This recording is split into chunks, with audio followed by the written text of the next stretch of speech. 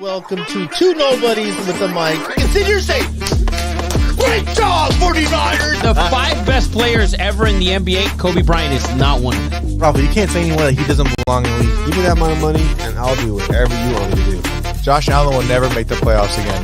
The SEC is straight trash. This fool was a crumb bum. Oh, he was in one of those vests? Yeah. And Clinks, man. What's up, everybody? And welcome to Two Nobodies with the Mic, episode 102. How's everyone doing out there? We're giving you some kind of relief if you are in, anywhere from LA to New York. You're probably watching the World Series, or you might have turned it off already because this shit. Sorry to interrupt you. It's bases loaded for the Dodgers with nobody out. Rafa, don't try to distract me, okay? Don't try to distract me. 5-0 bases chucked for the Dodgers with nobody out. And Garrett Cole is still pitching, is he not? Yeah, but he's also loaded the bases. Olu graduate, UCLA alum, Garrett Cole. But let's listen. We have plenty of time to talk about that. Right now, let's get into our introductions, man. We have Eddie Money, executive producer, in the house. What up, man? What's up, man? How we doing? How you doing? Oh, we're doing great. How you doing? I'm doing pretty well, honestly. Is CJ Wowo in the house? CJ Wowo is not. He's in the house, but he's not in the house. All right. And then, of course, Rafa, our guru, our gambling guru, all the way from beautiful Castaic, California. How you doing, man? Good. What's going on? Cole just hit 99 on the gun, by the way. Woo, 93. Yeah. What a game, by the way. Gavin Lux, 2 grand slams in his career, up with the bases chucked. Play-by-play on the Dodgers. And a short porch in left. Oh yeah. Let me say this real quick. Soto, I don't care. Soto shouldn't leave for money. He should stay in New York because of that short porch. Not only is it conducive to his hitting, but his defense.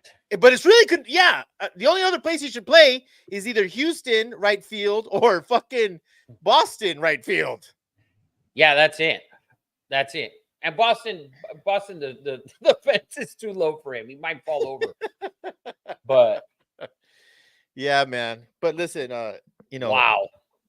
I took and listen, everyone knows I'm a very pessimistic Dodger fan, but literally stomach hurting all day. Just, What'd you eat?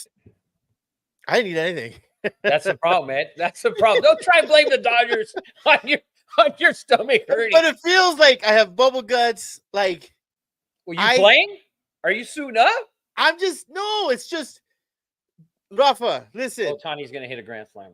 Oh, you are really pouring it on. Thick. You are really hit a granny. Really pouring it on thick, my man. Hitting 429 with runners on base, 2 home runs.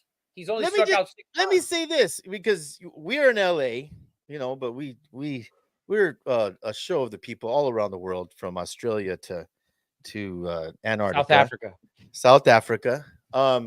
That is fact checked, by the way. Yes, fact check. But if you are a commuter in the greater Southern California area, you have to listen. Usually our most popular station, 570 AM, is Dan Patrick. And I like Dan Patrick. I'm not a disciple like Jacob. Sometimes he gets on it, like he gets on his soapbox and he gets annoying. But my God, we had to listen to Steve Sachs and Tim Cates for the last month. It's like, how much Dodger talk can you talk? And then you add on, you just have, man, how do I say this without being hated? Not ignorant fans, but fanatical fans that just are blinded. It's like watching these people just walking on the railroad tracks, and behind them in the dark, you see this light, and it's like, and they're like, Dodgers, we're gonna win. Yeah, they had their time. We're gonna win. And in my head, I'm like, guys, what are you not remembering? History repeats itself. Dodgers, for the last 12 years, besides of one short COVID year, have been labeled as chokers. This would be the ultimate choke. The ultimate. I mean, it makes Atlanta Falcons Patriots look like. Wow. You're definitely ahead of us. Wow. Yeah. Fuck up by Garrett Cole. Wow. And oh God. It's just, what gives these fans the confidence that, first of all, it's the Yankees. And people got on you, Rafa, about they're the more complete team. They are the more complete team. They're the better pitching staff. I don't know about that. I don't know about that.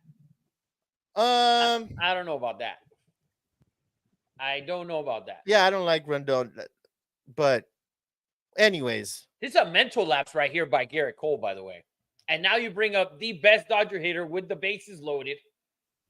And man, I mean, that is a huge mental fuck up here by Garrett Cole. And if he allows a big hit here to Freddie Freeman, he can only blame himself for that. And I don't know why he should have hustled that back. That's his play there at first base. By the way, Rafa, you're probably like 30 seconds ahead of both of us. What are you guys on another fucking planet? No, I'm 1-1. 1-1 count. I'm on 0-1. I'm on 1-1. Bro, that Whittier feed, slow as fuck, man. That's because all the Cholos are hacking the system. All the Cholos are on Stream East. So they're pulling it. He went up at 99 to Freddie. Now, Oh, dude. 1-2 real quick before we get on with the show. We'll do 1-2 here to Freddie. Okay. If I'm him, I go with that breaking pitch that he threw to Ohtani, which it broke a little bit, and I don't know what he threw, but it was 93, and you saw that thing just dip. I'd throw that to Freddie here outside. You don't go inside. You No, don't go inside on Freddie. That's what he's looking Well, for. he fouled it off learned to that. first base. He fouled it off to first, and Garrett Cole actually moved his ass. You only have yourself to blame for this, Garrett. You could have been out of this inning without a run. It's just a shame. It is just a shame. By the way, I want to admit something to people. I've watched this series, no bullshit. If you add up all the innings, I haven't even watched an entire game yet. What? By the way, I swear to God. How? Because in game 1, I went to Makoto Sushi, best sushi in LA. Okay. But they had to have the game on there, Rafa. Of course they had the game on. They had the game on. When I got there, it was the bottom of the 4th. They went inside. He went inside. I told you, he went inside, he blew it, and he's only got himself to blame right here. You're 1-2, and you go inside to Garrett Cole. That's crazy. I mean, to Freddie Freeman. That has to be a mistake, right? Was it the catcher set up inside? 1-2 count. He absolutely blew it there. And now you're in big trouble. Nice. Trouble. I just saw the hit. Horrible pitch. But you're 1-2. Like, these guys make so many mistakes. You have 2 pitches you can waste on Freddie Freeman. But listen, and I know Volpe made an error in this inning on that ball that he threw there to Chisholm at third for the force out. Yes. But still, the mental mistake that he makes on the ground ball to Mookie, he would have been out of this inning. The mistake he makes here now to Freddie Freeman, and now he's got to be thinking. I mean, a home run here, you lose the lead, a 5-0 lead. I mean, look at that's the cutter the cutter he just threw to Hernandez. That's the cutter that he needed to throw to Freddie away. Yeah. And he fucking blew it. Well, I mean, it's nail biting season time. The series, I don't care, man. It's incredible to see these two giants go at it, and to see the stars. You knew you weren't gonna. I mean, at least I knew you were not. Did Judge drop a fly ball too? That was in this inning. All of this was in this inning. Yeah, that error was in this inning. Yeah. Oh man. Yeah. Oh man. Yeah. That's how Kike got to second. Wow. Talk about the stage being too big for the Yankees. Who would have thought that? In the 5th inning, they have 3 fuck-ups. Is it officially 3 errors, though? Well, no, because the one to Mookie, they gave him a hit because it is a hit, but it's a fucking mental error. Yeah. Stefan124 says they're getting the yips. Damn right they are. They look like Chuck. They look like Chuck Knobloch is playing all the positions. Nope. Negative. Popped him up. Oh! Oh my God. Oh! And there it is. There it is. They blew a 5-run lead. Oh! They blew a 5-run lead in this inning. There it is. Oh! There it is. And it's over now. It is over right now. This game is over. Rafa. Oh shit! Rafa, I just saw it. Rafa, this game is over. Stop. You need to stop. This game is over. How did he not get to that ball in center? It is over. This shit is done. This Dude, shit is done. You how does had Judge- a game. How does Judge? That's not a line drive. And why was he playing so shallow? Yeah. Wow. You just gave all the momentum in the middle of a game, by the way. In the middle of a game that you were dominating with your best pitcher, and you just gave it up. Chokehold on that bitch. You had a chokehold on it. Yeah, and you blew it. And it's all on Cole. I mean, listen, I know the errors, Judge, and Volpe's there, but he had a mental error, and I'm going to keep saying it. He fucked up. He fucked up. And then he fucks up with Freddie Freeman on 1-2, and you're going to throw a pitch right down the middle, a little bit inside where Freddie can handle? Wheelhouse. Are you fucking kidding? Dude, you have absolutely shit the bed, my friend. Well, don't He worry. needed- Max Muncy is 0 for 17. It And doesn't it's really Over matter. 10 million. It Like- doesn't matter. You could be 0 for 100. The momentum is on your back right now. Like Muncy going up there has no pressure. All the pressure here is on Cole and the Yankees, and look at the Yankee fans. They Dude, got to they're- be yeah. fucking crying. Those assholes are tight. Oh yeah. Oh yeah. Oh yeah, they are. Oh, Unbelievable. man.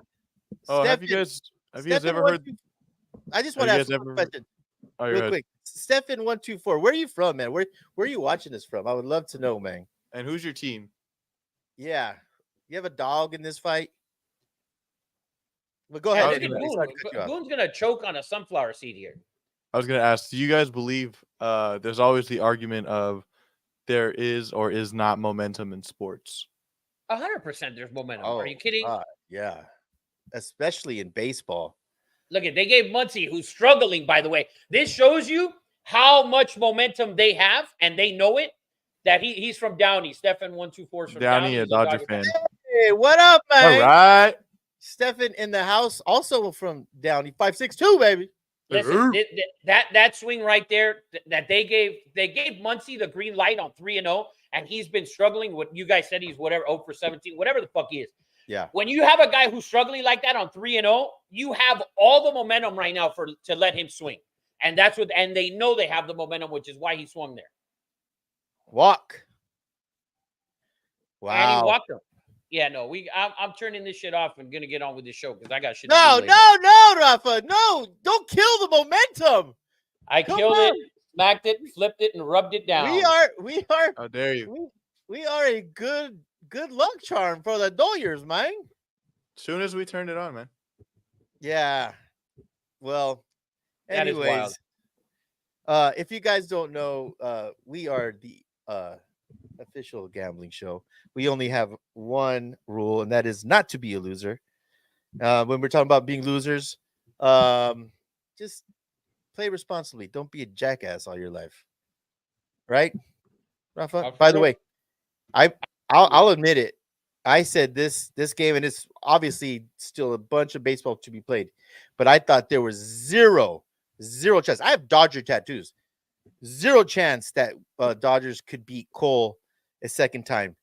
If you're an honest, true baseball fan, and then Dodger fan second, we stole that game one. We stole that game. Cole was dominant, and it took two plays to really to win that game. So still a lot of baseball to be played. Oh yeah. But I got mine. Mine's off. I got NBA going now. Let's get some NBA talk, baby. Anyways. Rafa, this series is the biggest thing since fucking sliced bread. The fact, first of all, you're a baseball guy. 100%, but I hate the Dodgers. That's the thing. I hate the Dodger More fans. reason for you to watch. Not at all.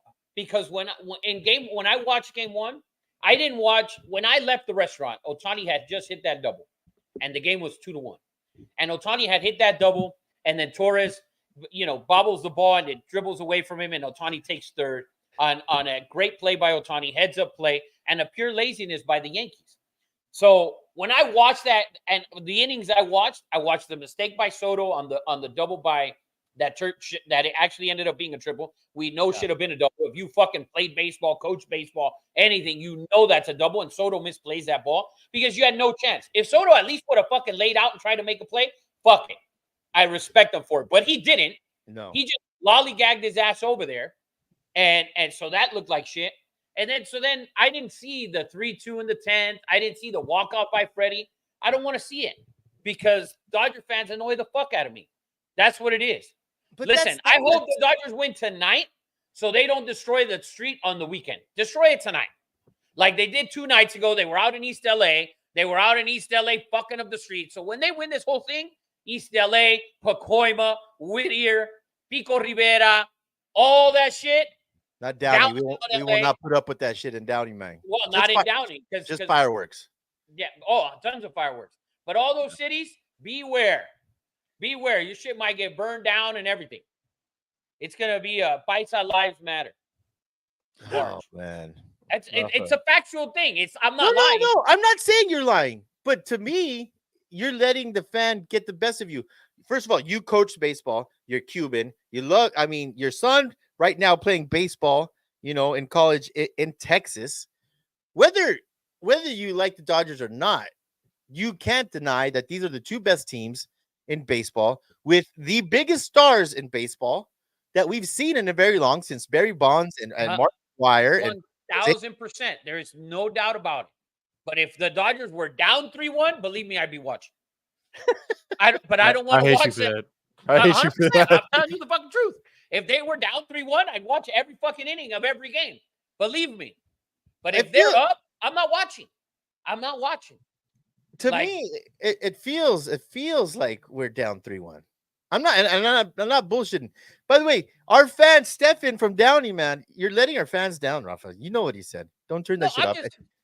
I turned it off because I hate Kike as well. I think he's such a fucking. He's like a scrappy. He's like a scrappy white dude. He's like David Eckstein. That's who Kike's like. He's like the Dodgers' David Eckstein. Can I say this? When we're getting our asses kicked, and I've said this before on the show, that baseball is 162 games. You are who you are. Kike came in, wasn't starting. I didn't even play in the first series. Or maybe he came in late. But law of averages, that's why baseball's so good. It's law of averages. You knew Aaron Judge wasn't going to go 0-4, for the whole entire fucking playoff series. You knew that Kike is going to come down to earth. Ohtani's a different story, but the 7-game series, law of averages, baseball's humbling because you are who you are, unless you're like a Brady Anderson who shoots steroids and hits 50 home runs one year and then leaves never fucking. There was a lot of guys in that era. There was a lot of dudes in that era. Yeah, but that's the beauty of baseball, man. It's you are who you are, and eventually, shit sort of averages out. Man, it is what it is. It is. Hopefully the Dodgers win tonight, so we have calm streets on Friday night because I got shit to do. Well, so I got my fucking hydros on my desk that I keep on fucking. Look at this is what's going to happen in with all the hydraulics in the streets. I'm just gonna fucking. That's the thing. Those dudes with the hydraulics, with the lowriders, their shit ain't coming out. Hell no. No, hell no. Are you kidding? Because those fucking the ones that are coming out are the fucking paisas in their trucks and shit like that. Those are ones burning rubber and they're fucking stolen Infinity G37s and Q50s. Yeah, that's what they're doing. By the way, so well, let's get on into some real. Let's get into some real shit. You're fired real quick. You know what? I'm just gonna fire real quick. Every week we do it. I'm gonna fire the clueless Dodger fans who do not see the freight train that is coming for us, and why you would be so confident. I also want to fire 570 AM Sports Talk Radio for taking off Dan Patrick, and we have to listen to Steve Sachs and Tim Cates every fucking morning. There's so much other shit to talk about. Do it. Give them an hour. Give them 1 hour, and let's talk about basketball. Let's talk about football. It's NFL season, man. NBA season kicked off, and to dedicate 3-4 hours to guys who don't do radio and don't do radio well, it's annoying as fuck. Like, that's who I'm firing. 570 AM. Well, I'm gonna hire. I'm not gonna fire anybody. I'm gonna hire JJ Redick. First handful of games, he's done a hell of a job. And I thought he did a great job with that Bronny thing, bringing him in early, getting that shit the fuck out of the way, and then that was it. But he's done a hell of a job coaching so far. Yeah, they got their ass whooped today, but dude, Cleveland's a hell of a team. So, I mean, we're not gonna lie and say the Cavs aren't a hell of a team, and I think they might be undefeated. Yes. So, yeah, the Cavs are a hell of a team, and to go on the road, and they've had to face the Suns twice, and they played the Suns really well, really well. Last night, if there was such a thing as a good loss, I felt like last night was a good loss. I know LeBron didn't have the best game, but I think it was Monday night, but yeah. Oh, Was it Monday night or last night? No, you're right. It was Monday night. It was Yes, Yeah. Monday night. but Lost by 4 to the Suns. Yeah, but I- I thought they were going to get blown out in that game. I agree with you, Rafa. It's still really early, and I know we talked about a little bit. They do need some bench scoring. Oh, dude, they cannot sustain this. They have Yeah. all 5 guys are averaging double figures in shots. All 5 starters. Yeah. Like, and when you watch the game, when you look at their box scores at the end of the night, 10, 12 shots from Ryu and Reeves, and LeBron shooting 15 to 20, and AD is the only motherfucker out there who should be shooting 25 times. Like, give AD the ball 25 times, LeBron 15 to 18, Reeves 9 to 12. Ryu, I think he should be somewhere in the 7 to 9 area there. And Russell should shoot 12 to 15. But you need somebody to come off the bench and actually take some shots. And JJ's done a hell of a job. If you look at the way he's using his rotations, like he pulls LeBron with, like at the 5-minute mark, 6-minute mark, brings him back in, pulls Ryu, brings Ryu back in. Like, he's always got, but he's moving the starting lineup because the bench there's nothing there. You need to go and get a real bench scorer like the Clippers have, who's starting right now, Norman Powell, because of their injuries. But a guy like that can shoot that many shots effectively. Malik Monk type player. Obviously, you're not getting those guys. Those are playoff teams, but yeah, that's kind of what I mean. Can I But- say this? Yes. Because if you're looking for a little insight, and I don't know if Vegas has adjusted, but Powell's over-under points have been super low, and he's hit the over, I think, the first 3 or 4 games. Yeah, he's playing every night. And he's like blowing out. Like, if you're what's that app called? Prize Picks. Yeah, Prize Picks, he's Norman Powell's crushing his overs on points scored a game. Yeah, so- it's every night he's just crushing it. Yeah. But anyways, you know what? I think I know who Stefan 124 is. Stefan, I think I know who you are, man. That's a good dude. That's a good dude. That's a good dude right there. Anyways, Eddie Money, who you firing, man? I'm firing the Yankee fans at the stadium. Not only Why? for that- Why? Can I explain? Yeah, so I can send you to hell. Go ahead. No, for the interaction yesterday, holding against Mookie and grabbing him, and also That- allegedly that during the there's like a moment of silence that they do during the game for cancer awareness, and they're booing Freddie. They were booing the moment. That's the main firing. I didn't Oh, see that. did you? I saw it on I don't. social media. I don't remember if on this show you fired Dodger fans for throwing beers on the field. I don't remember you doing that. Did you do that? No, Did you do that? Okay, all right. So your I talked firing shit. has no just in this. no, fucking those are 2 different situations. Are you fucking What- kidding? They were Profile- throwing beers on the field. What the fuck are you talking about? Are we talking about the profile accident? I'm talking about when they threw beer on the field and they had to stop the game. Do you not remember that? No, what game was that? Against the Padres. That was a Profar, yeah. Yeah, The the second- profile incident. The second Profar incident, not the They first one. threw beer Yeah, on yeah. the field. Yeah. He is igniting both of those It incidents. doesn't matter what he ignited. You can't do that. What You the can't- fuck does that mean? He ignited. It's So if you and different I are than the driving, Mookie no. situation, though. Are you fucking Yes, it kidding? is. Are you Big fucking difference. nuts? Yeah, you know what's the big difference? You know what's the big difference? That you can actually hit somebody in the head with a beer bottle. Okay, that's the difference. That you can actually hurt someone, and all he did was grab at the ball. Like, yeah, he Well- should have been kicked out, no doubt about it. But you throwing shit onto the field? Why, are you fucking kidding? You're a true homer, Eddie Money. You're a true I'm fucking not- homer. I hope the fucking Dodgers and all their fans, with the exception of fucking Eddie, eat a dick. Thank you. Thank you. I'm not allergic. saying that I'm allergic to dick. You're allergic. Thank you. Yeah. Let's get on to some fucking football, god damn it.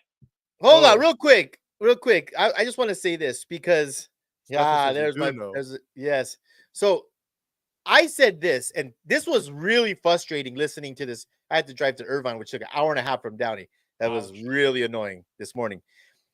To hear these guys go off on these Yankee fans when that shit happened, when Mookie hit that home run and Profar went in there, these radio show hosts were saying, "You got to go get that ball. You got it. That's in the stands." Da, da, da, da, da. And I said it then, Rafa. I said it then. I said, that is bullshit for these radio hosts to go on and egg on these Dodger fans that they should have. I know it's not interference if the guy's in there, but that fence is like here, and then now complain when the Yankee fans did it. I thought was bullshit. But Ed, that's all fanatics. That's the problem with most of these. That's No. that's, You're a radio host, bro. You're not a you. Come on. But they're a radio host on a Dodger station. That's the problem. Like that that would have been different if a guy like Stephen A. Smith or Colin Cowherd or a guy who's a national guy. But these dudes are hired by the Dodgers. They're just fucking morons, is who they are. And that I remember you did say that though. You did say it was. they're I was fucking stupid. pissed, and to hear it today it drove me insane. But that's what made Vince Scully the best to ever fucking do it. He called the fucking game, and that's it. And it was beautiful. Chick Hearn as well. Chick Hearn would call out the Lakers if they were playing like shit. When Dominique Wilkins made an amazing dunk, he would go insane. The days of non-biased announcers and radio hosts and TV in general, man, just give it to me fucking straight, man. Yeah, that's why that's only you and I, bud. That's only you and I.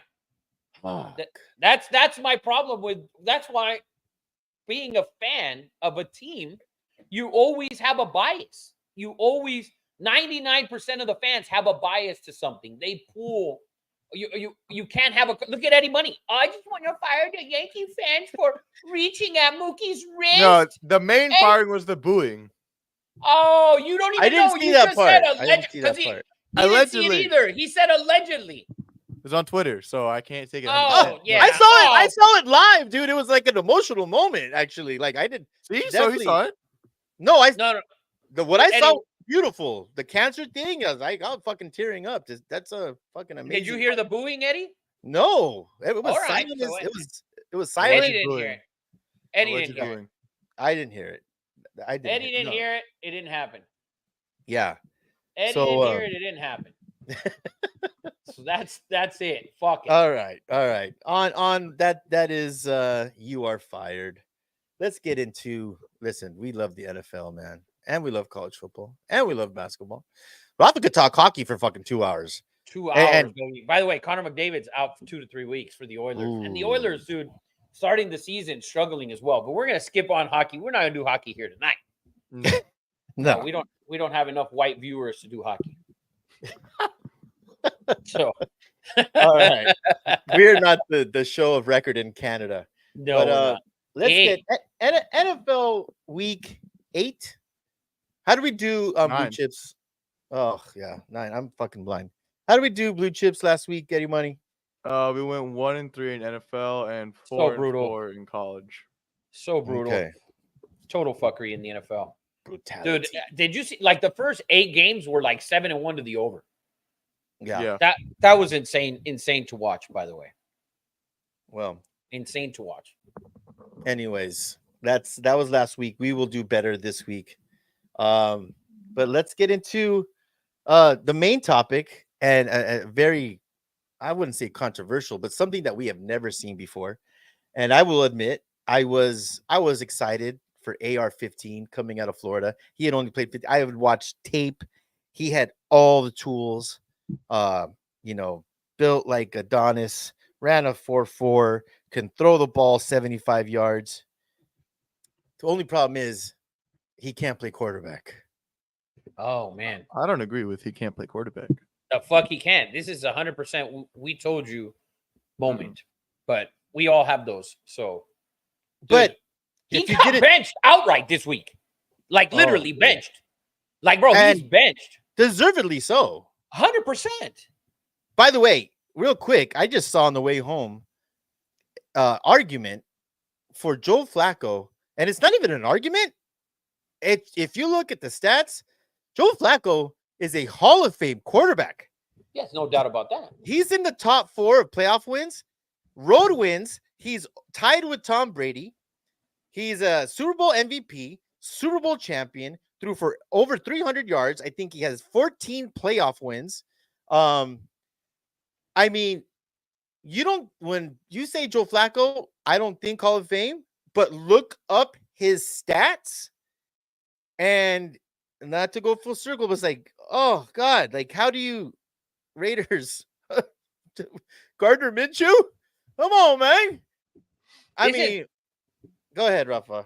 This shows you that AR-15's inability to play quarterback, that the team is 4-4. They're sitting right now in the 8th spot, right, in the AFC at 4-4. Chargers are 4-3 in that 7th spot. And the Ravens are 5-3. But they're 4-4. They're 2 games back of the Texans. This literally shows you that the team lost complete faith in him. They're in the playoff hunt, like way in the hunt. 8 games in. There's 9 games left for them. They have a roster where they can easily be 6-2. And with him playing quarterback, they know, and they just basically told everyone, this is not our quarterback. We're benching him right now.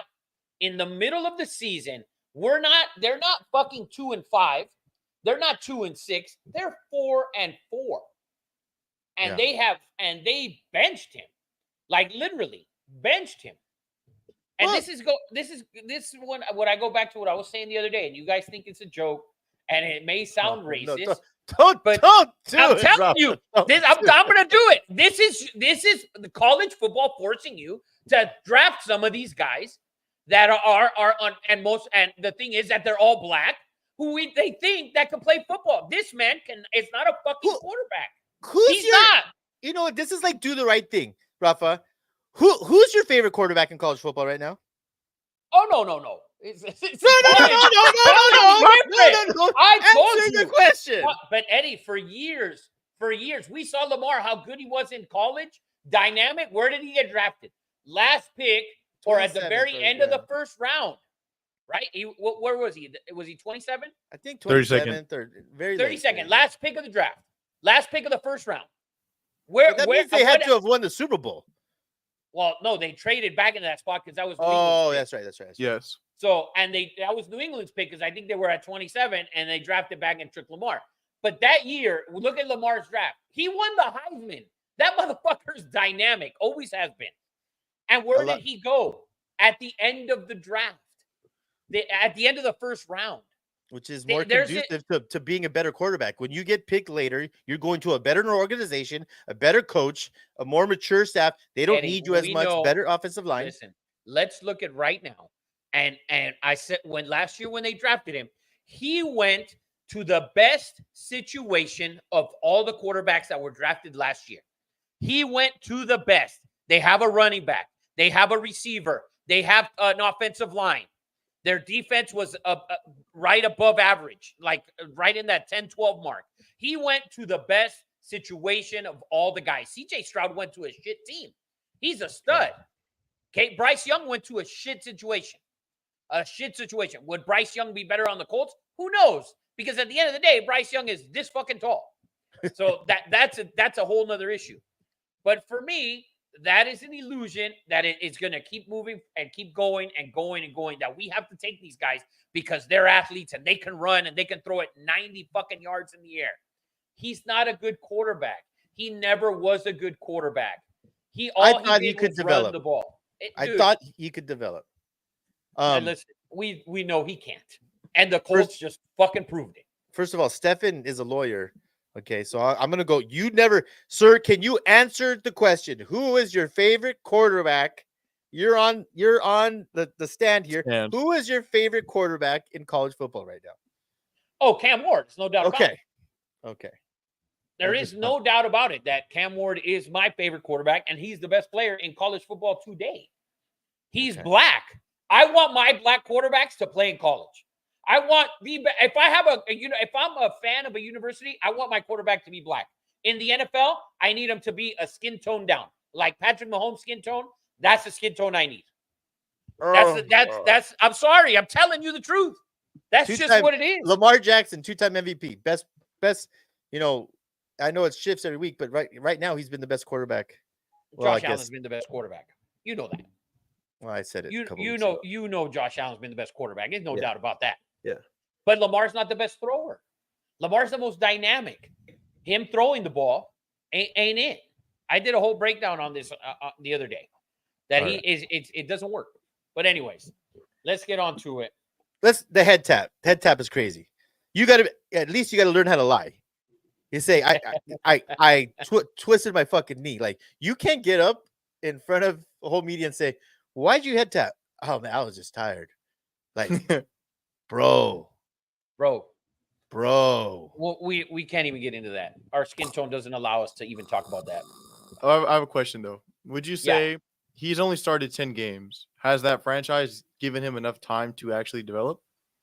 Listen, the roster that they have every year, this is the fucked up part about that the NFL. That the teams, when we look at every quarterback that gets drafted, like CJ Stroud he's a superstar. His situation was fucked up. He went into a team that wasn't very good, right? And with a rookie coach, and he excelled. Jalen Daniels, team should have been shit. He's excelled, right? That he's done that. AR-15 went into a situation where the team was built around him, like Caleb. Not around him. The team was already good. They had a roster. Yes, they got that pick because they struggled at quarterback. They went and got Carson Wentz. They brought in fucking Matt Ryan. Like, dude, Phillip Rivers was a quarterback there, I think, a couple years ago as well. But they've had a roster. They have arguably a top 3 running back in the league up until this season or even the year before, whatever it was. Their receiver, pretty good. They have pretty good guys. The roster was good enough. Josh Downs is a good receiver. Yeah, they and Pittman.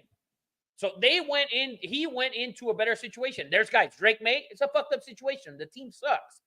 Yeah. So how much? Bryce Young. Yeah, he's small, but the team sucks. But when you saw Andy Dalton come in and start scoring touchdowns and putting all sorts of shit, now you got to consider. Okay, this guy sucks.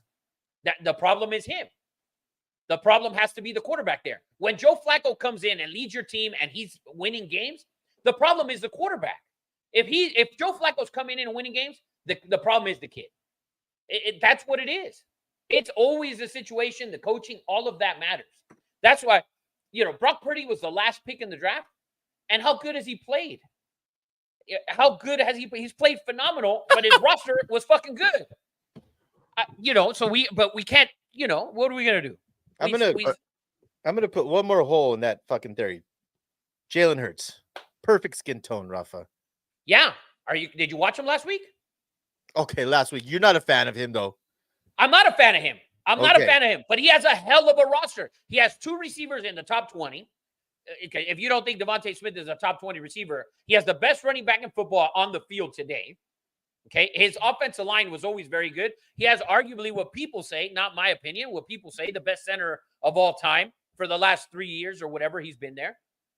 So, I mean, is his situation not good? No, the situation is great. You don't like him, and I don't like him. I don't like him, but his situation is good. He has a good situation. If Drake May was on that team, you don't think he'd be doing the same shit? I think there's going to be bumps and bruises. There are going to be bumps and bruises because they're young. Look at Caleb's situation. You think if Drake May wasn't on the Bears, he wouldn't be that? He wouldn't be that? All of these guys, when you go into these good situations, dude, it's so much easier to learn because you have so many good weapons all over the place. So it's like, all right, he's good. He's got a ton of weapons. Now he's got to get better. But he's good enough. And AR-15 has had the weapons, and he hasn't done shit. Like, he has. Those are weapons. Jonathan Taylor's a motherfucking weapon. And he hasn't done anything. Like, barely beating the Dolphins. Yeah, like, Eddie Money is saying, though, like he said, he only started 12 games in college. Now he's only, played. Is there a chance that he could develop? That's what he's saying. Put it this way. If this team makes the playoffs with Joe Flacco, he will not see the field for the Colts ever again. If this team makes the playoffs with Joe Flacco next year, they'll bring back Joe Flacco if he can still play. And they won't play him. Because he's literally they just showed you he's the problem. Like they have zero belief in him. As a coach, when you take your statement from that you're drafting a developmental project and saying he needs to get starts to develop and going to like 3-4 weeks later saying maybe he can learn from the sideline now. Is it really just he sucks? Well, I've seen enough to say that he sucks. This is not look when you watch Jordan Love, like look at Green Bay, and this to me is a perfect. Green Bay drafted Aaron Rodgers and he sat behind Brett Favre. When he came in, he was phenomenal right away. Jordan Love, he sat behind Aaron Rodgers. When he came in, phenomenal right away. So the AR-15, he may need to sit, but I don't think he's that guy. You see when he plays. You see it out there. You can see it. Him pulling himself out of the game shows you what kind of heart he has to lead a team. You can't lead a team that has a roster for the playoffs. I see talent when I see him play. I see arm strength. I see speed. I see strength. But the head tap, that's the biggest red flag I've ever seen in my life. Yeah, that's dude. And you're leading men, and men. You're not the Panthers. Okay, you have a team that is legitimately in the playoff hunt with a roster that's a playoff roster. Whether you want to believe it or not, that is a playoff roster, and it's been for the last 3 or 4 years. And they struggle. They've had all they've needed is a quarterback. Joe Flacco's going to win them games. You will see. Well, he's battled back and won games. That was last week. We're not going to go over the Washington Bears thing. Horrible coaching. Eberflus has lost the team. It's out of control over there. He's a defensive coach. 100 mistakes. The team is publicly criticizing him. The defensive players are criticizing him. So we don't have to cover that. Let's get into this week, week 9, Thursday night football. What do we got, Eddie Money? So we got the Texans going into New York and playing the Jets. The Jets are favored by 2 with an over-under of 42. And this is on a week where the Texans, no Stephon Diggs, just tore ACL. Nico Collins isn't back yet. The only receiver available is Tank Dell. Well, they have other receivers. They have other receivers, but not main guys. When is Aaron Rodgers going to take some accountability, man? It's like week in, week out, bro. It really is. And you lose a game to New England there, a game that it feels like you're dominating the game when you're watching that game, right? Like when you watch that game, it feels like they're dominating it. And they go out and they lose the game. And it's like you've lost 2 games with Devontae Adams that are just heartbreakers, I think. Yeah, really bad. Yeah, I feel like, dude, it's on Rodgers. It's on Rodgers. But Jets -2 at home against the Texans. I'm done with the Jets and anything of the Jets. They need to win out at this point for me to even start talking about it. Yeah. Does this at all feel like a trap game with the Texans being underdogs? I think the Jets can win this game, but the Jets' inability to run the ball, their defense was just supposed to be their strong point, hasn't made key stops in games. Running games, people are being able to run the ball. Yeah, and Joe Mixon has been great this year. Phenomenal. Yeah, I don't. On a short week, I always like the under on Thursday night. And last Thursday night it was under 48. You had that bullshit safety there at the end, with seconds on the clock or whatever, under a minute or whatever. So under on Thursday night is what I think. All right. Well then, going into the Sunday games, starting off with the Patriots playing Will Levis and the Titans with the favored by 3 with over under a phenomenal 38. Oh, under. If Will Levis is playing, bro, it's under. The guy don't win. That's another dude that ain't good.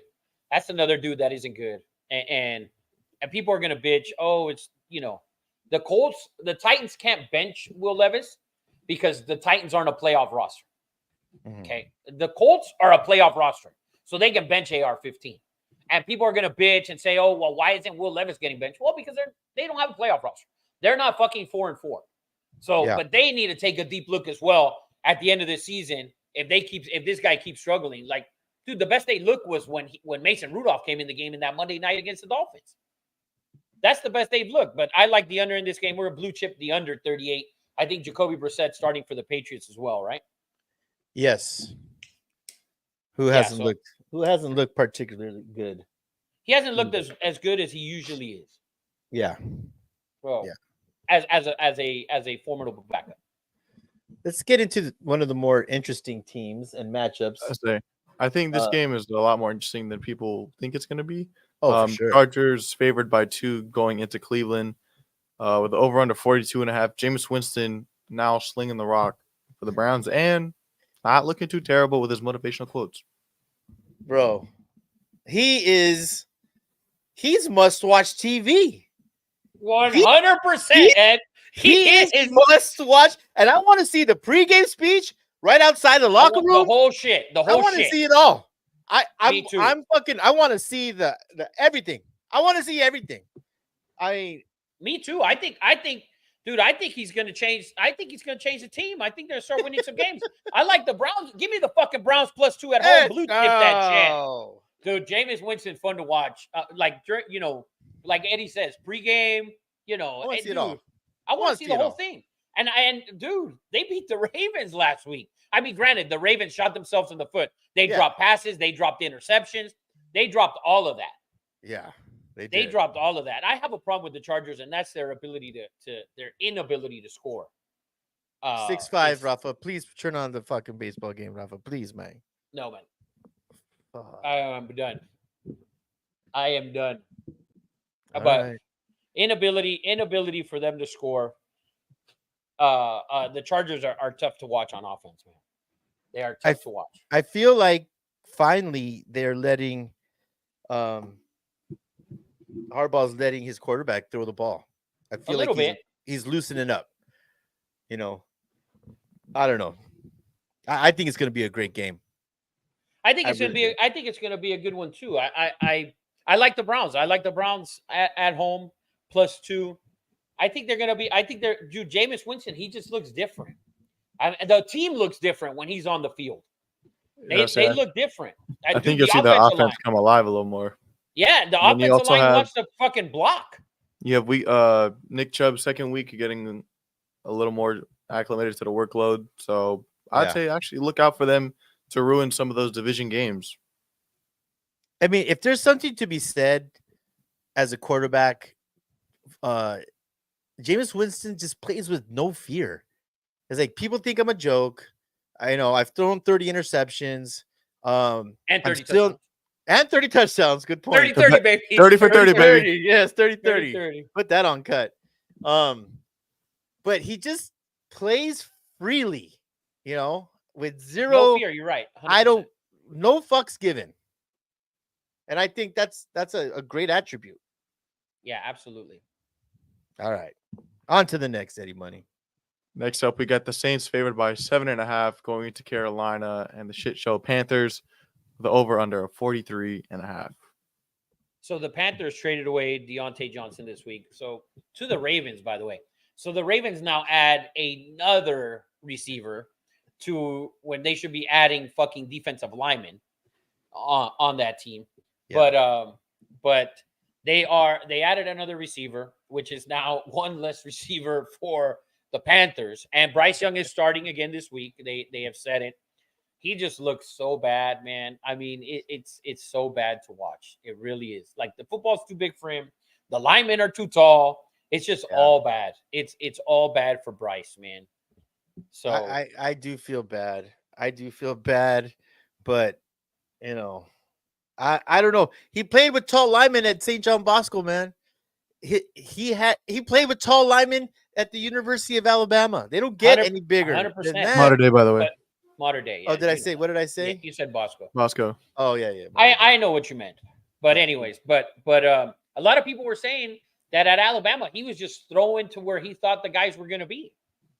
So I mean, I don't know what to tell you, but I know I like the Saints. Blue chip the Saints -7.5.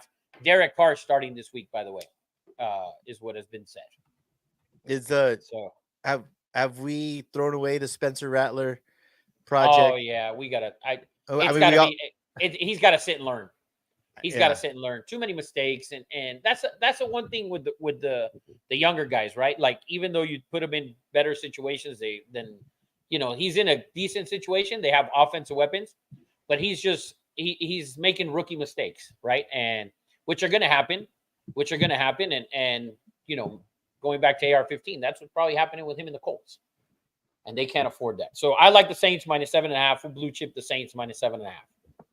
Let's get into an AFC East We got matchup. the Dolphins playing at the Bills this time, and the Bills are favored by 6. The over under 49. Tua just came back last week, and now is fully acclimated with the squad again.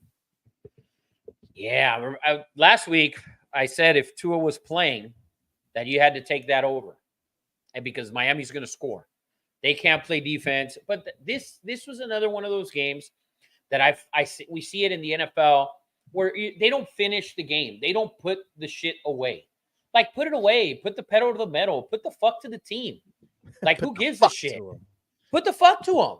Dude, Like, you haven't broken out that saying all year. Week 9, nothing. We're finally gonna put the fuck to somebody. Yeah, I've been waiting. I've been waiting for that.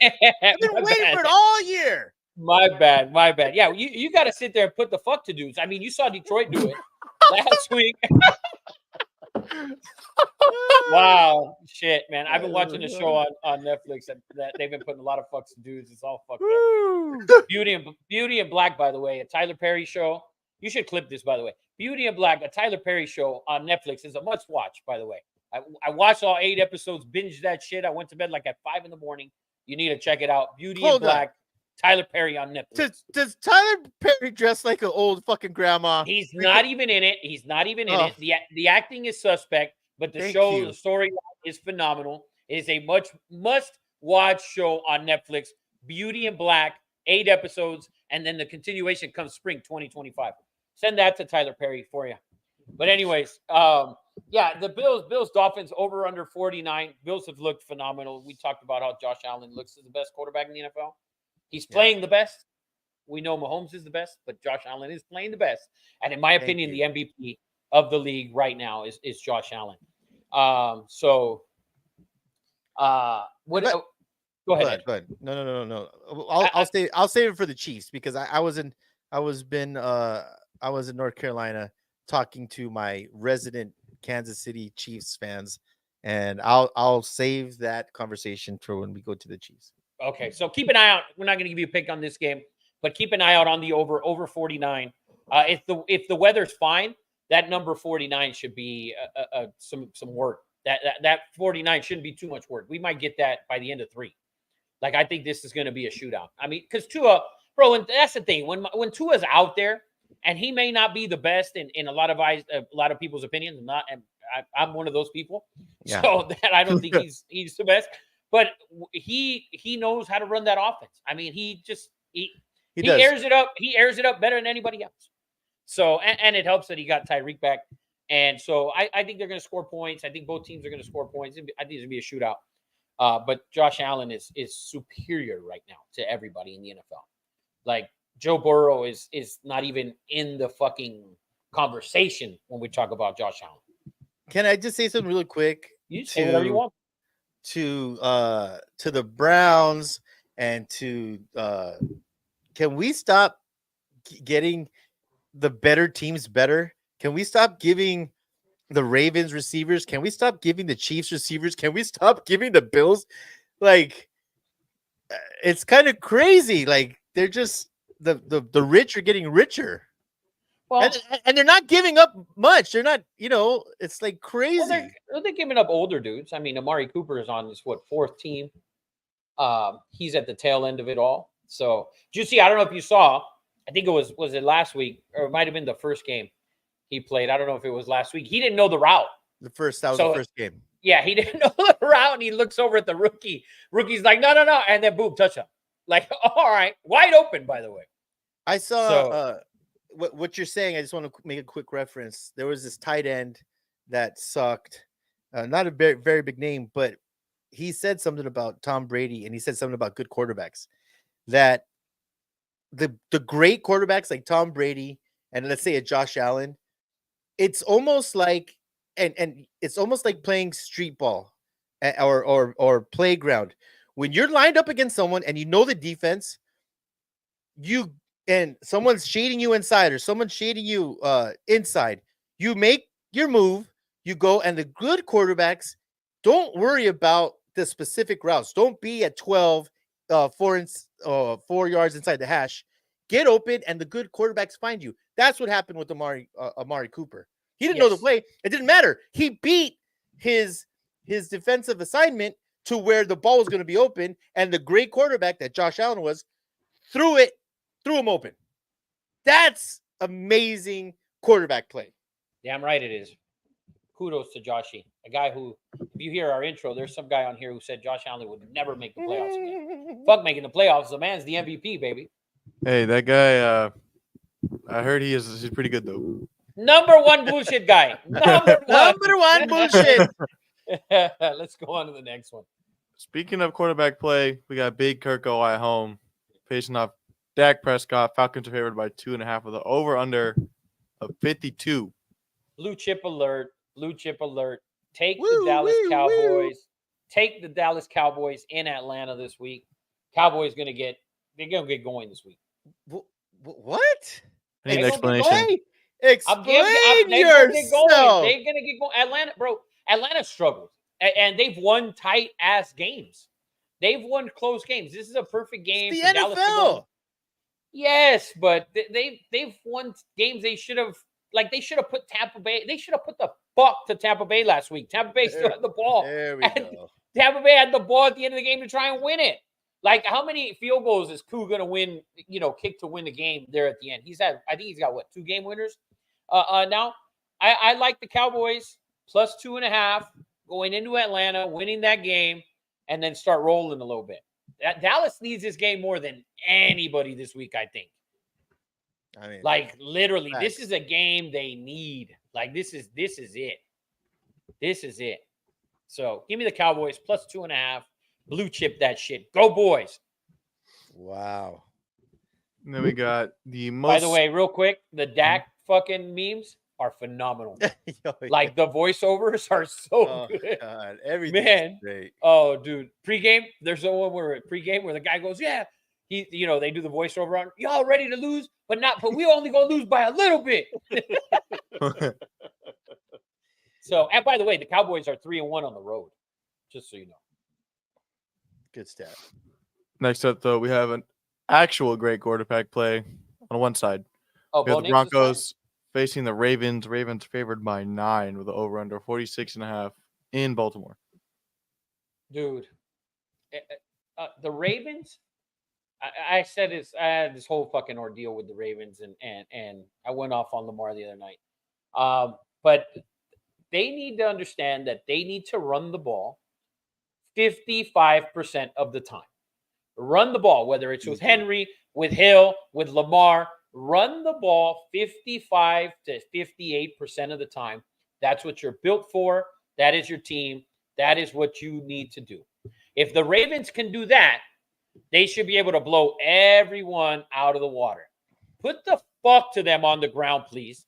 But by the way, kudos to Denver. They've been the surprise team of the league. Defense has played well, by the way. But Bo Nix hasn't played terrible. Bo Nix didn't go into a great situation, by the way. But his coach is a little bit more on the above average side. And I don't like Sean Payton. But I got to give him his props. And he's done a hell of a job with Denver this year. And so kudos to Denver. -9, Ravens -9. I gotta see the Ravens actually put the fuck to somebody before I jump back on that Ravens train. I feel like we just unlocked like a level. I feel like we unlocked, put the fuck 100%. to him. Like, Yeah, we yeah, yeah. scored Rafa enough points. forgot about it, and now And now he it's like, turned it dude, back on. I didn't know you loved it so much, Ed. I would have been using Oh, it. dude, I've always loved that. Are you kidding me? I've always been a fan of that saying. Put the fuck to it. Yeah. All right. We got it. We're going to put a fuck to them. Let's go. So let's see what happens. Next up, we got our homer game. The Raiders going into Cincinnati. Bengals favored by a touchdown, over/under 46.5. Dude, talk about a game where I mean, the Bengals need this one as well. I think the Cowboys are more of in a must-win situation. Bengals are also in a must-win situation. But dude, the Bengals at 3-5. Like, who would have saw it coming? Oh, me, because they're fucking overrated. I hate the coach. If he loses his Eddie, we said something about this the other day, and you didn't like it.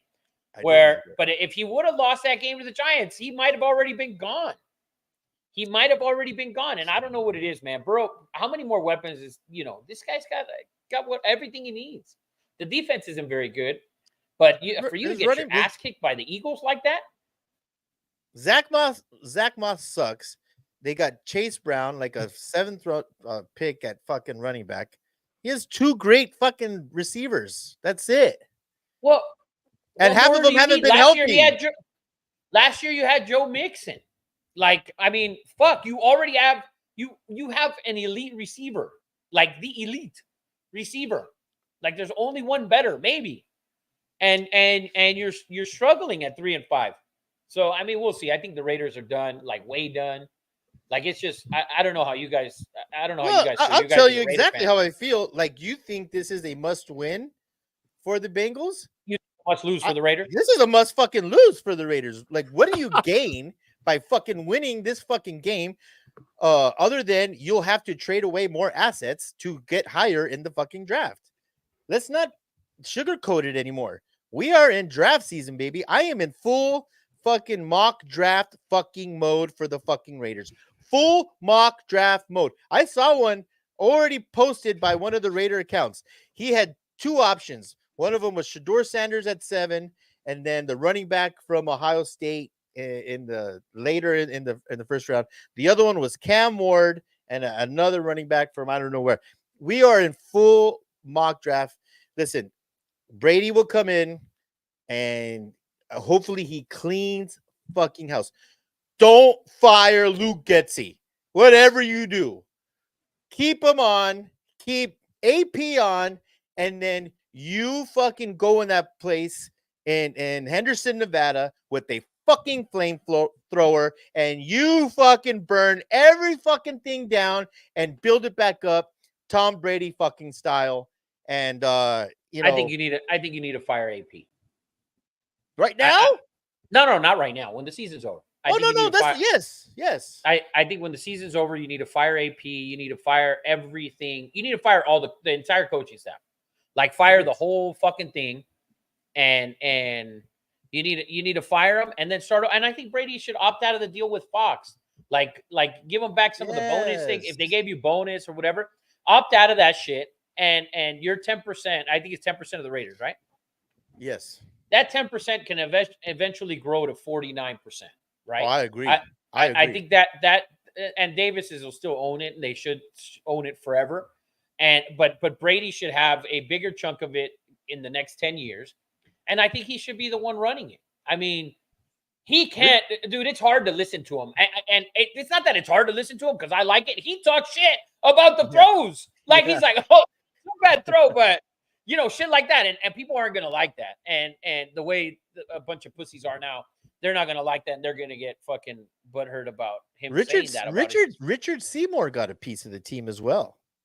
That's what's fucking crazy. He probably got like 0.001%.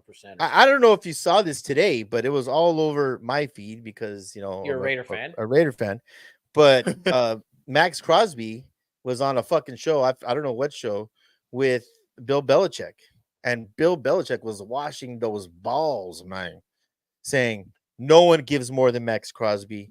You are the epitome of a football player. He's like, he goes, I would even go to say that you need to tone it down. That's Bill Belichick. So the speculation is wildfire that Bill Belichick will get hired next year after the ball washing that he put on Max Crosby. Listen, I'm not a Raider fan, and I'm not a fan of any team. But if I'm the Raiders, I let Brady do his thing. I let them bring in Bill Belichick, but not as a head coach, just as a like a brain up there. Yes. Some sort of player personnel assistant, whatever. Mm-hmm. So assistant to the GM, some shit like that. Bring him in and let him put in his 2 cents. I don't think he can coach anymore. No disrespect to the GOAT, right? But I don't think he can coach anymore the way the league has gone, I think. But I think he can give you a hell of a lot of input and on certain things that the Raiders need. You're like in a full rebuild, if I'm being honest. And Raider fans might not like it, but you're in a full rebuild. You have one superstar, and you have a superstar. at defensive end. He's a superstar. So build off of that. Yeah. Build off of that, and then add pieces. And I think, dude, the NFL is, we know how it is year to year. Look at the Redskins. So, I mean, look at the Redskins. Look at the Texans from last year. So everyone's always within striking distance. Bengals, 4 years ago? Yeah. They 3 went from years ago, shit. whatever. Yeah. Yeah. No, so I I think the agree with Raiders you. should full blow the whole shit up. I don't see how anyone could disagree with you, but I also agree with you on the Bill Belichick. I wouldn't hire him as a head coach. But the guy knows more football than, the whole country, put together. He knows football, and he knows football players when he sees them, and except for receivers. Not a very good he couldn't drafter pick out for a receiver. receivers. Fuck. But hey, they worked for him. So whatever worked for him, he was always chasing Wes Welker. That's what it was. I just need another Wes Welker. I need another Deion Branch. Like, that was his thing. Yeah. So, but anyways, let's move on from the Raiders. Let's go on to the next one. Yeah, speaking of turning it around, we got Jaden Daniels and the Redskins favored by 4 going into New York, and the Giants over under 44. All right, I'm going to tell you real quick. The only game, well, they had a tough game this last week, but they could have easily lost this game. I think it was in week 2. They could have easily lost this game to the Giants. That's right. And so I think this could be one of those trap games this weekend. I think this is the one. And Daniel Jones has looked terrible. That defense and Dexter Lawrence, man, can we give some props to Dexter Lawrence at defensive tackle? He's clearly the second best defensive tackle, and a lot of people are saying that he's going to get defensive player of the year votes. Dude, and he looks fucking good. His film is scary. Can you guys hit the sexy Dexy? No, I don't even know what that is. The fuck is that, anybody? It's his signature move. He does it after every sack. Oh, okay. He's been phenomenal. He's been phenomenal. They have good defensive players. I mean, they have Burns, they have Thibodeau, they have Dexter Lawrence. They have a hell of a defensive line. Like, it kind of starts to remind you of the defensive line with OC and JPP and the NASCAR package, baby. Yeah. So but they actually got a big dude in the middle who can do a lot of different things. Yeah, so I think this is a trap game for the Redskins. I don't know if it's going to be an absolute fucking blowout. So this for me, I think it's a trap game, and I'd watch the under here at 44. I like the under 44, and I think it's a trap game. I think it's a tight game. I'll say this. I disagree with you, Rafa, on this one. I can't go with you for the simple fact that after what you saw last week, when no, from the Redskins. Oh man. You start thinking your quarterback can walk on water, like Jaden Daniels has walked on water, you get this sense of we're unbeatable. And listen, I just think when you believe in your quarterback the way they believe now, like, we're never out of a game. We're one play away from Jaden Daniels making an incredible play. And the Giants are on the other side. Like, they're looking at Vanilla Vic and just saying, wow, what the fuck did we do? And they're just on total opposite sides of the pendulum. One of them is about to fall off the cliff, and one of them is just, skyrocketing to fucking Mars. The thing is, and I'm just saying this game in particular, because of the week 2 matchup was so tight, or week 2 or week 3 was so tight with a rookie quarterback. I think that always comes into play the second time around in the division. I think the first game is always very telling of what the second game is going to kind of be within the division. And now you're going on the road. And if you watch that Redskins Bears game last week, like, he had plenty of chances to put the game away, and they could not put it away, which is why they were in that predicament at the end. And granted, the Bears defense is good. This defense, I believe the front, the line, I think is a lot faster and a lot more dominant than what the Bears defensive line is. So I think that's where I think they're going to struggle. I don't think the Giants can win this game. I think they keep it really close, though. I really believe that. I think they keep it low scoring and a close game. But we'll see. I mean, Jaden Daniels and people are talking about, does he get MVP votes? Of course he fucking gets MVP votes. He's technically if we're looking at the whole shit, Yeah. he's second. He should be second in MVP votes. It should be Josh Allen and Yeah. then him. And like, there is no doubt about it that he is definitely in the MVP race. There is no doubt about it.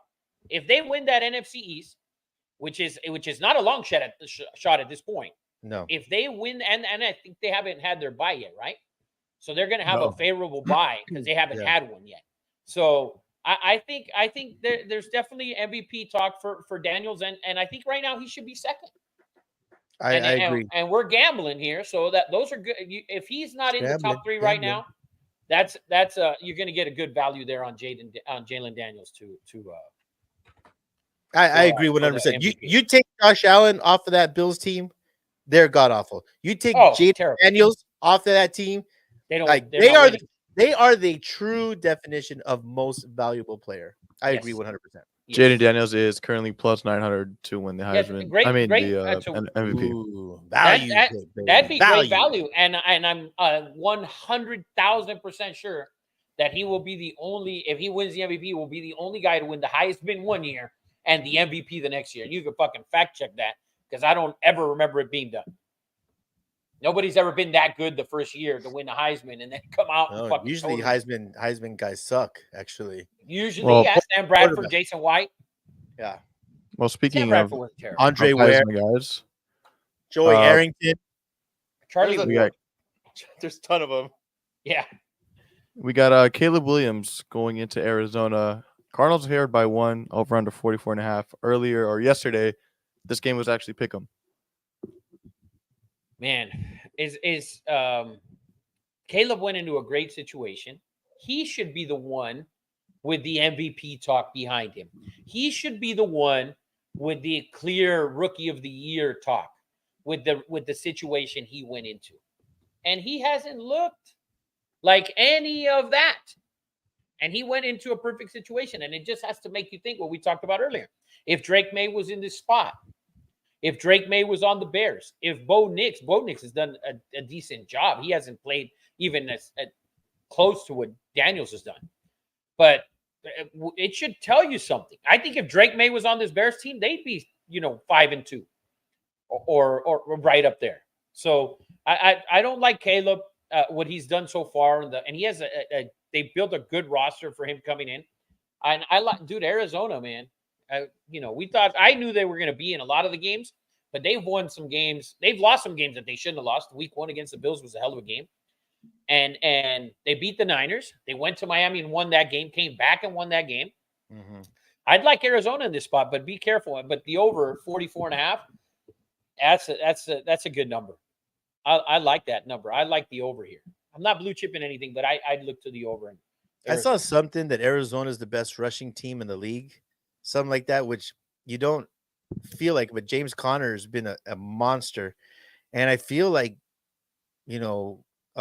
Calamari is just waiting to be unlocked. You see the flashes,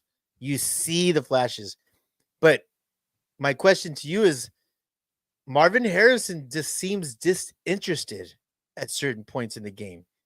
He doesn't have that charisma of a number one receiver. Is he too humble, Rafa? Or do you see what I'm talking about? You get what I'm saying? I see it, dude. I see it. Yeah. I see it. Does he think he's I don't know. I don't know what it is. Is he pissed? Yeah, It's just does he have too much? awkward. Does he have off the field stuff? I mean, he had the whole deal with Fanatics and all the NFLPA and all that. Is that bothering him? I mean, because we saw what he did at Ohio State. And listen, if you can catch the ball and the way he can catch the ball and the way he can run, you do that in college, you can do it in the NFL. It's not, you're not throwing it, and you're not playing corner, and you're not a linebacker. You're a receiver. You're literally just running routes and catching balls, and they're going to find you. You're a big target. So, I mean, I don't know what it is. I feel like he needs one of those 15 target games or something. Kyler know. Murray literally cannot find him. He just can't see him over that line. He's open so many times, runs great routes. It's literally Is the it- problem. I do Kyler feel Murray like found D-Hop. He found him. Literally led them to 7-0 or 8-0 that year, and before Hopkins got hurt. So It's Kyler 'cause- Murray should be able to find him. It's It's because that new Black Ops came out. That's why he can't find him. You Dude. know, I think it's a Kyler Murray thing. I think Marvin Harrison has to get used to Marvin Harrison is a precise route runner. It's like, I'm gonna be here. That's just not Kyler Murray's game. no, Like it's not. he's gonna improvise, make amazing plays. And I think maybe that's it. Maybe that's why Marvin Harrison, he's just frustrated. He's like, I'm not used to playing football like this. I'm used to structured, 4 yards outside the hash, throw the ball right there. And that's just not Kyler Murray. Pocket Maybe that's it. QBs. He's got to make adjustments. I mean, listen, Big Ben moved around in the pocket a shitload. He managed to find fucking Santonio Holmes and Hines Ward and Antonio Brown and those guys. I mean, listen, Hopkins did it. Travis Kelce, you see what he does, bailing out Mahomes all the time. Like, guys, you need to adjust to that shit real quick here. Yeah. Like, you need to figure that out and sync up with your quarterback. Listen, if I'm rolling this way, you got to come back and help me. You got to free up. Like, you just can't fucking sit there while I'm running for my life back there. Yeah. So, I mean, listen, he's a phenomenal talent, but he's got to get it going. He's Clip got to get all it. that. That'll be a What's- video. What's wrong with Marvin Harrison Jr.? Do you think who do you have in this game? I like the over. I like the over. I do. The Bears have a better roster. To lose that game last week after a bye and going in there, and the Redskins could have put the fuck to them many times there in that second half, and they There it didn't. is. They didn't finish it off. So how's Chicago going to react coming off of that game? Young rookie quarterback, etc. But they have the roster to do it. If Eddie was saying earlier that the defense is now talking shit publicly about the head coach. Yeah. Are they showing up? So we got to see. At Arizona's played good enough. They've played well. They're, I think, surpassing expectations. So it's a tough one. It's a tough one. But I do like the over. I think both teams are going to just fucking move the ball. Got you. I'm excited to watch the game. This is the game I'm going to watch. Two exciting quarterbacks. You're going to see some crazy fucking plays. Next game, we got the Rams being favored going into Seattle with an over under 40.5. Rams look good having both Kupp and Puka back. Got their offense fully going. Dude, the Seahawks cannot stop anything on defense. Like, dude, how bad are they on defense? I love the over in this game. I'm going to blue chip the over. The Rams, you saw what they did last week. I know it was a short week. And Minnesota, what they did to every quarterback they had faced so far. But I think that Sam Darnold is flying away. The real Sam Darnold has stood up for Minnesota. But the Seahawks and the Rams, I like over on this game, 48.5. And I hope my waiver wire claim went through on Matthew Stafford. I don't know if it did. But I'm starting Matthew Stafford in fantasy if I have him. And because I think they're going to put up a fuck ton of points. Look at this game to go somewhere in the high 20s, maybe even low 30s. These defenses, at least the Seahawks, can't stop anybody. And So- Puka and Kupp starting. Yeah, dude. By the way, Stafford is fucking good. Stafford's great. fucking good. He's Phenomenal. Fucking awesome. Great. He's fucking awesome. So good. Next up, we have the Lions favored by a field goal going into Green Bay with Jordan Love and the Packers with over under of 48. This right here to me is the best team in the league, the Detroit Lions. I think they look the best all the way around right now. And I mean, Dan Campbell, they put the fuck to teams, don't they? My God, dude. Man, I love me some Dan Campbell, baby. Yes, you do, man. I think, listen, they can run the ball, they can throw the ball, they can do it all. Jameson Williams, distraction off the field. It didn't bother them a bit last week. Yeah. The Lions, I think, are the best team. They're going to face Malik Willis here because I don't think Jordan Love's playing. That's why the Lions 3. I like the Lions here. I like the Lions. I'm going to blue chip the Lions. I think they are playing the best, and the Chiefs I know are undefeated. But the Lions are playing the best football in the NFL right now, as a whole. And Jared Goff should be in the top 3 in MVP. I think if we're looking at MVP, as Jared Goff, Josh Allen, and Jaden Daniels are your 3 guys. Don't forget Lamar. Don't forget Lamar. And Lamar struggled with that 5-3. And we're looking at these guys, and Detroit's I think 6-1, and Jaden I think is 6-2, and Josh Allen I think is 6-2 or whatever. So I think, but those 3 guys for me right now are the 3 in the MVP. I think Jared Goff and the Lions are playing the best football in the NFL. I think they go in there and I think they beat the Packers without Jordan Love. Wow. Yeah, Jordan Love got a do not practice today. So usually if you're not practicing, you either force it for Sunday or you're out. Yeah, but by the way, I didn't like what LaFleur did last week when Jordan Love got hurt and Malik came in the game, and he didn't trust Malik to put that game away. Like, they were up 10 and they just kind of started running the ball. And listen, this guy won games for you when Jordan Love got hurt. Let him in and run the offense. Let him throw the ball. At one point, I think he had 4 drives and he was like 2 for 2 for 7 yards. Like, dude, you were up 10. You could have easily put that game away. There was no need for that game at the end to even be that tight. Yeah, just feeding Josh Jacobs at that point. Yeah, that was stupid. I think LaFleur. I think, but that's the case of coaches not putting the fuck to teams. That's what we talk about here. Put the fuck to a team and end it. Let's go on to the next one, baby. The last afternoon game, we got the Jaguars going into Philly. Eagles are favored by 7.5 with over under 45.5. Man, the Eagles looked good last week. Did they not? Yes, did you watch? I watched that game. My daughter's boyfriend was here, and he's an Eagles fan, so I got stuck watching that game. We only watched the Eagles drives. Didn't watch the defense play. I only watched their drives. I mean, Jalen Hurts is not Lamar because he doesn't have the Lamar speed and the dynamic. Yeah. But if I'm the Eagles, I watch the Ravens offense, and that's what I want my offense to be. And we can be that because we have the best running back in the league. We have a top 5 receiver and another receiver who's in the top 15 or 20. And our quarterback is accurate enough to make the throws.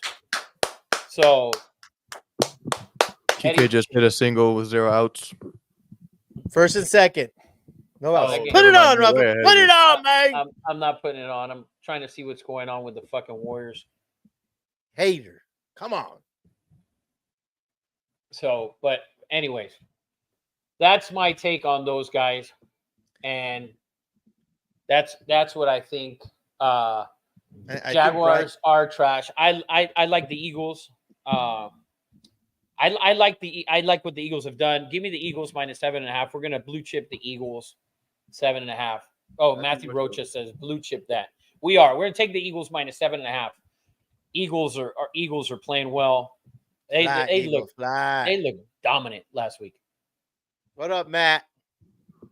And then going into the Sunday night football game, you have the Colts with the Joe Flacco-led Colts going into Minnesota. Sam Darnold and the Vikings favored by 5.5. The over/under 46.5. I'm gonna blue chip the Indianapolis Colts plus 5.5. Joe Flacco playing. The team needs it. I think they want it. Plus 5.5. Upset alert right here. Watch the upset alert right here in Minnesota on Sunday Night Football. Joe Flacco, he's going to get them to the playoffs. I really believe it. So give me Joe Flacco and the Colts, baby. I like it. There we go. And then Monday Night Football, we got Baker Mayfield and the Buccaneers going into Kansas City. Chiefs are favored by 9 over under 45.5. Bucks without Mike Evans and Chris Godwin. Receiverless Bucks. Too many points. I think it's too many points. And when you watch the Chiefs play, and I know you guys don't like when I say this, but the Chiefs don't care enough to cover. Did you see the 8-minute drive they put together? They got the ball with like 3:20 left in the third quarter, and they just fucking go. They run the clock. They get to the line of scrimmage. They run it. It's like, dude, it's like they don't give a fuck about covering. They just want to. They're just going to win. So I think any NFL team gives a fuck about that's covering. That's not what I'm saying. I just think they do. I don't think that's not. It's not totally that. Chiefs care about winning, not winning by a lot. they don't care if they smash a team. That's not who they are. It's literally week to week they prove it. They literally prove it that they do enough to win. Like, oh, we need a drive. They do it. I've been telling you guys that. I've been telling you that. So the Bucks. If I'm Monday Night Football, I'd bet on the Bucks +9 here because I just don't believe that the Chiefs do enough to smash a team at this point. Like they're literally just ending. Like they're just getting by these games, with the exception of the Bengals game. Is the toughest game that they've had where they've actually been down. But on defense, they need to make a stop. They make a stop. You said the Chiefs are the Pats from 5 years ago. That's what they do. That's what they do. That's exactly what they're doing. It's like they're just getting There's by. a reason for that, Rafa. There's a reason for that. It's because their defense is great and their offense is not. And getting back, bases loaded, by the way. No outs. Put it on, Rafa. Don't be mad. No need to put it on. I told you this shit is over. I spoke to the Louds. I was in Chapel Hill visiting my son, and they are diehard Chiefs fans from Kansas City. And I said, listen, and they watch the show. They come after me right away. Like, why are you hating? I said, listen, I'm just gonna ask you a question. I know Patrick Mahomes is great. I know this. As much as I want to dispute it, and I have, I know he's great. But I asked them, is it wrong to say that he hasn't played great this year? And I talked to three of them. I talked to the dad, who's a freaking 6'1", built like a freaking, all of them. They're all just impressive human beings. They've all played football their whole lives. They said no. He hasn't played well. But Rafa, they did say exactly what you said, but he makes the plays when he has to, which I agree with. But that's all they need, Ed. That is literally all they need. Like you saw them go up to the drive that they put together. That drive, I think it was 15 plays or whatever. That drive just showed like the amount of time they took on that drive. To start a drive with 3:20 left or 3.5 minutes left in the third. And take it to like the 11-minute mark of the fourth, or maybe even the 8th. I was like a ridiculous drive. Like they're doing that week in and week out. Like week in and week out. Yes, they have a great defense, but it's like, dude, when they need to put together a drive, they're fucking doing it. That's what I'm saying. And that's why it makes it seem like it just feels like they know that they're so much better than everyone else. And that's just, and I don't know if we can pull up their fucking schedule. How fired up, how blessed of a human being are you if you're Kareem Hunt to come off the streets and walk into maybe the best situation? I'm gonna pull up the schedule real quick in the NFL. Like he talk about fucking stepping on some lucky cracks and should be and was out of the NFL for issues and shit like that. He's been a godsend to that team. So here, I pulled up their schedule. So they have Tampa Bay this week on Monday night. Then they play Denver at home next week. So let's say they're 9-0. They go into Buffalo on the 17th of November. And I think that's going to be their game where I think they're going to show you how good their offense really is. Because they're going to need it, that game. But it's not that good. Eddie, it is not that good because they don't need it to be that good, is what I'm saying. Like, they only need it. When they need it, they get it. That's the thing. When they need it, they're getting it. Like, that's the thing. And everybody's going to say, oh, they're getting it because the refs are getting it. No, they're getting it when they need it. They need to put together a drive for 5 minutes and not give the other team. They're fucking doing it. They are doing it. So then they have the Bills. Then they go to the Panthers. They get the Raiders at home. They get the Chargers at home. Then they get the Browns. They got to go to the Browns. They get the Texans at home. And then they end with the Steelers and the Broncos. And those are road games. Let's look at this fucking schedule real quick. If they beat the Bills, if they win out, they get to the Bills at 9-0, and they beat the Bills, they're probably not going to lose a fucking game. I'm just telling you the truth. I could see them easily losing to a Chargers. If they're undefeated, like a weird division game like that. If they're undefeated, Eddie, when if they're undefeated after the Bills game, after that, they will know they're a team of destiny. I guarantee it. I mean, They're playing every week. the Raiders were actually in that fucking game. Yes. And then what happened? Mahomes gets the ball. No. That's No. not what happened. No. What Gardner happened? Minshew fucking happened. Okay, and then let's break down the play-by-play of this game.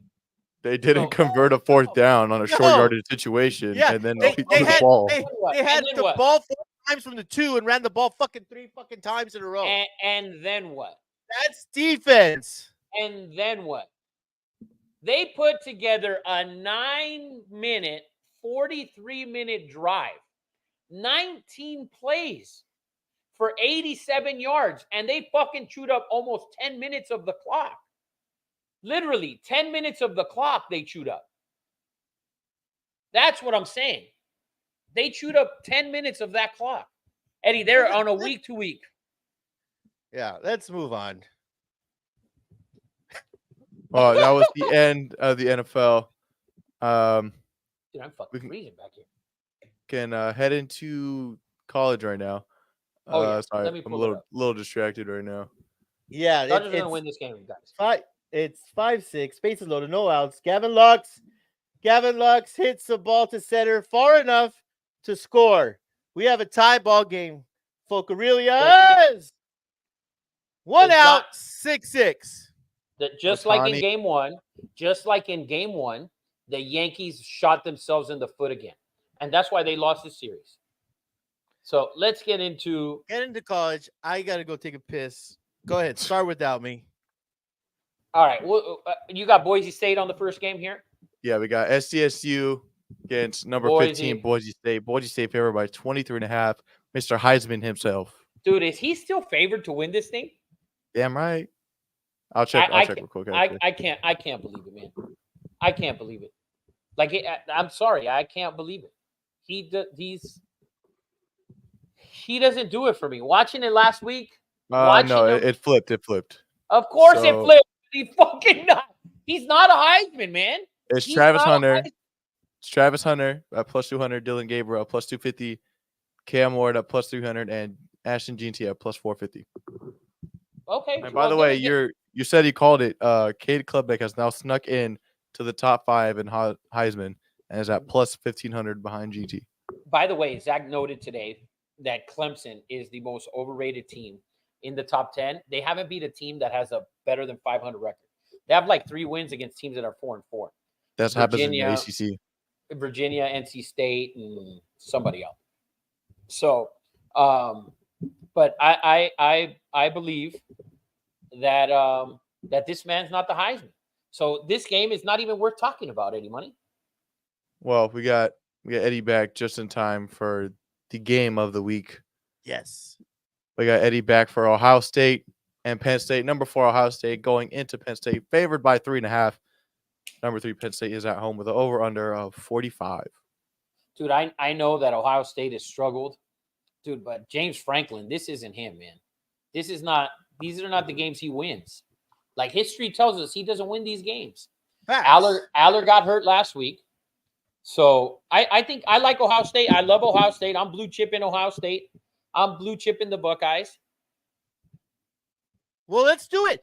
Let's do it on fucking cut bet, Rafa. What's the spread, Eddie Money? 3.5. 3.5.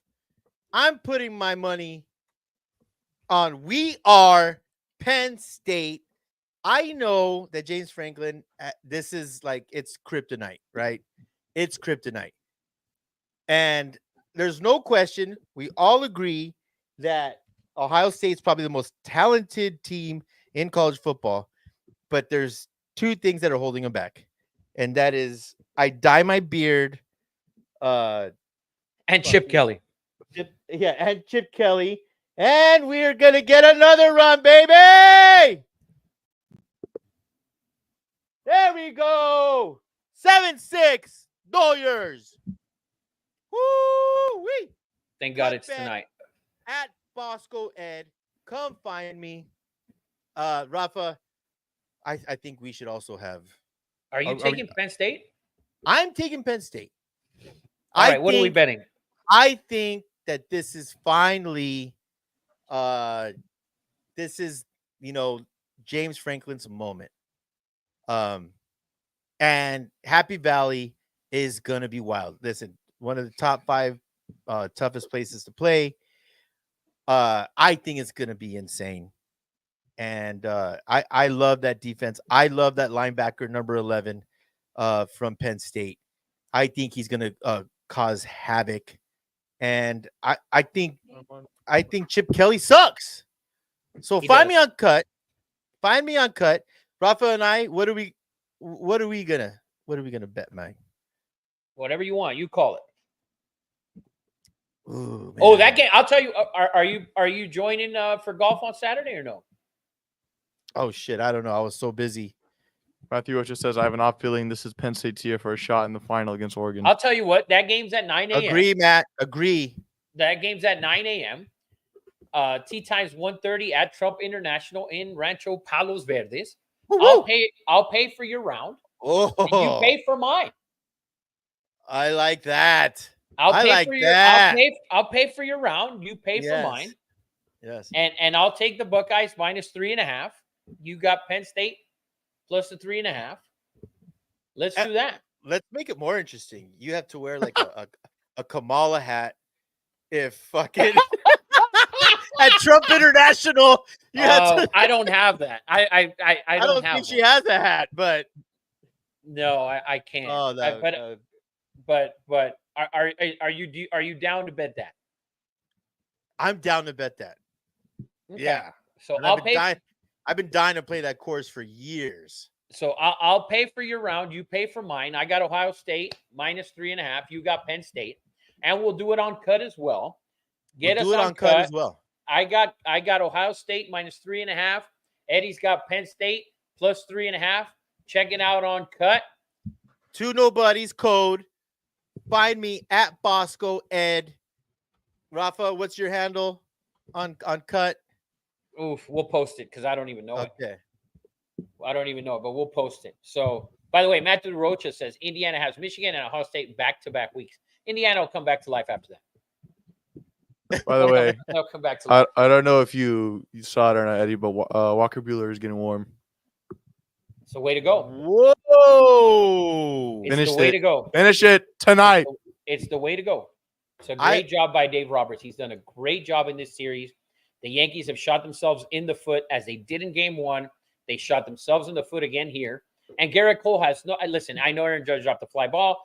Volpe, it was all on Garrett Cole and his mental mistake on that ground ball to Mookie. The inning would have been over 5-0. The Yankees shot themselves in the foot and all those prick-ass fucking New Yorkers. And I hate Dodger fans and I hate Yankee fucking fans too because you guys are fucking assholes and pricks just like the Texas Longhorn fans. So all of you fans go fuck yourselves. And Garrett Cole, you fucked up. Anyways. Tell us how you really feel, Rafa. Like I feel Fuck like all you're the not, fans. not You letting- know what?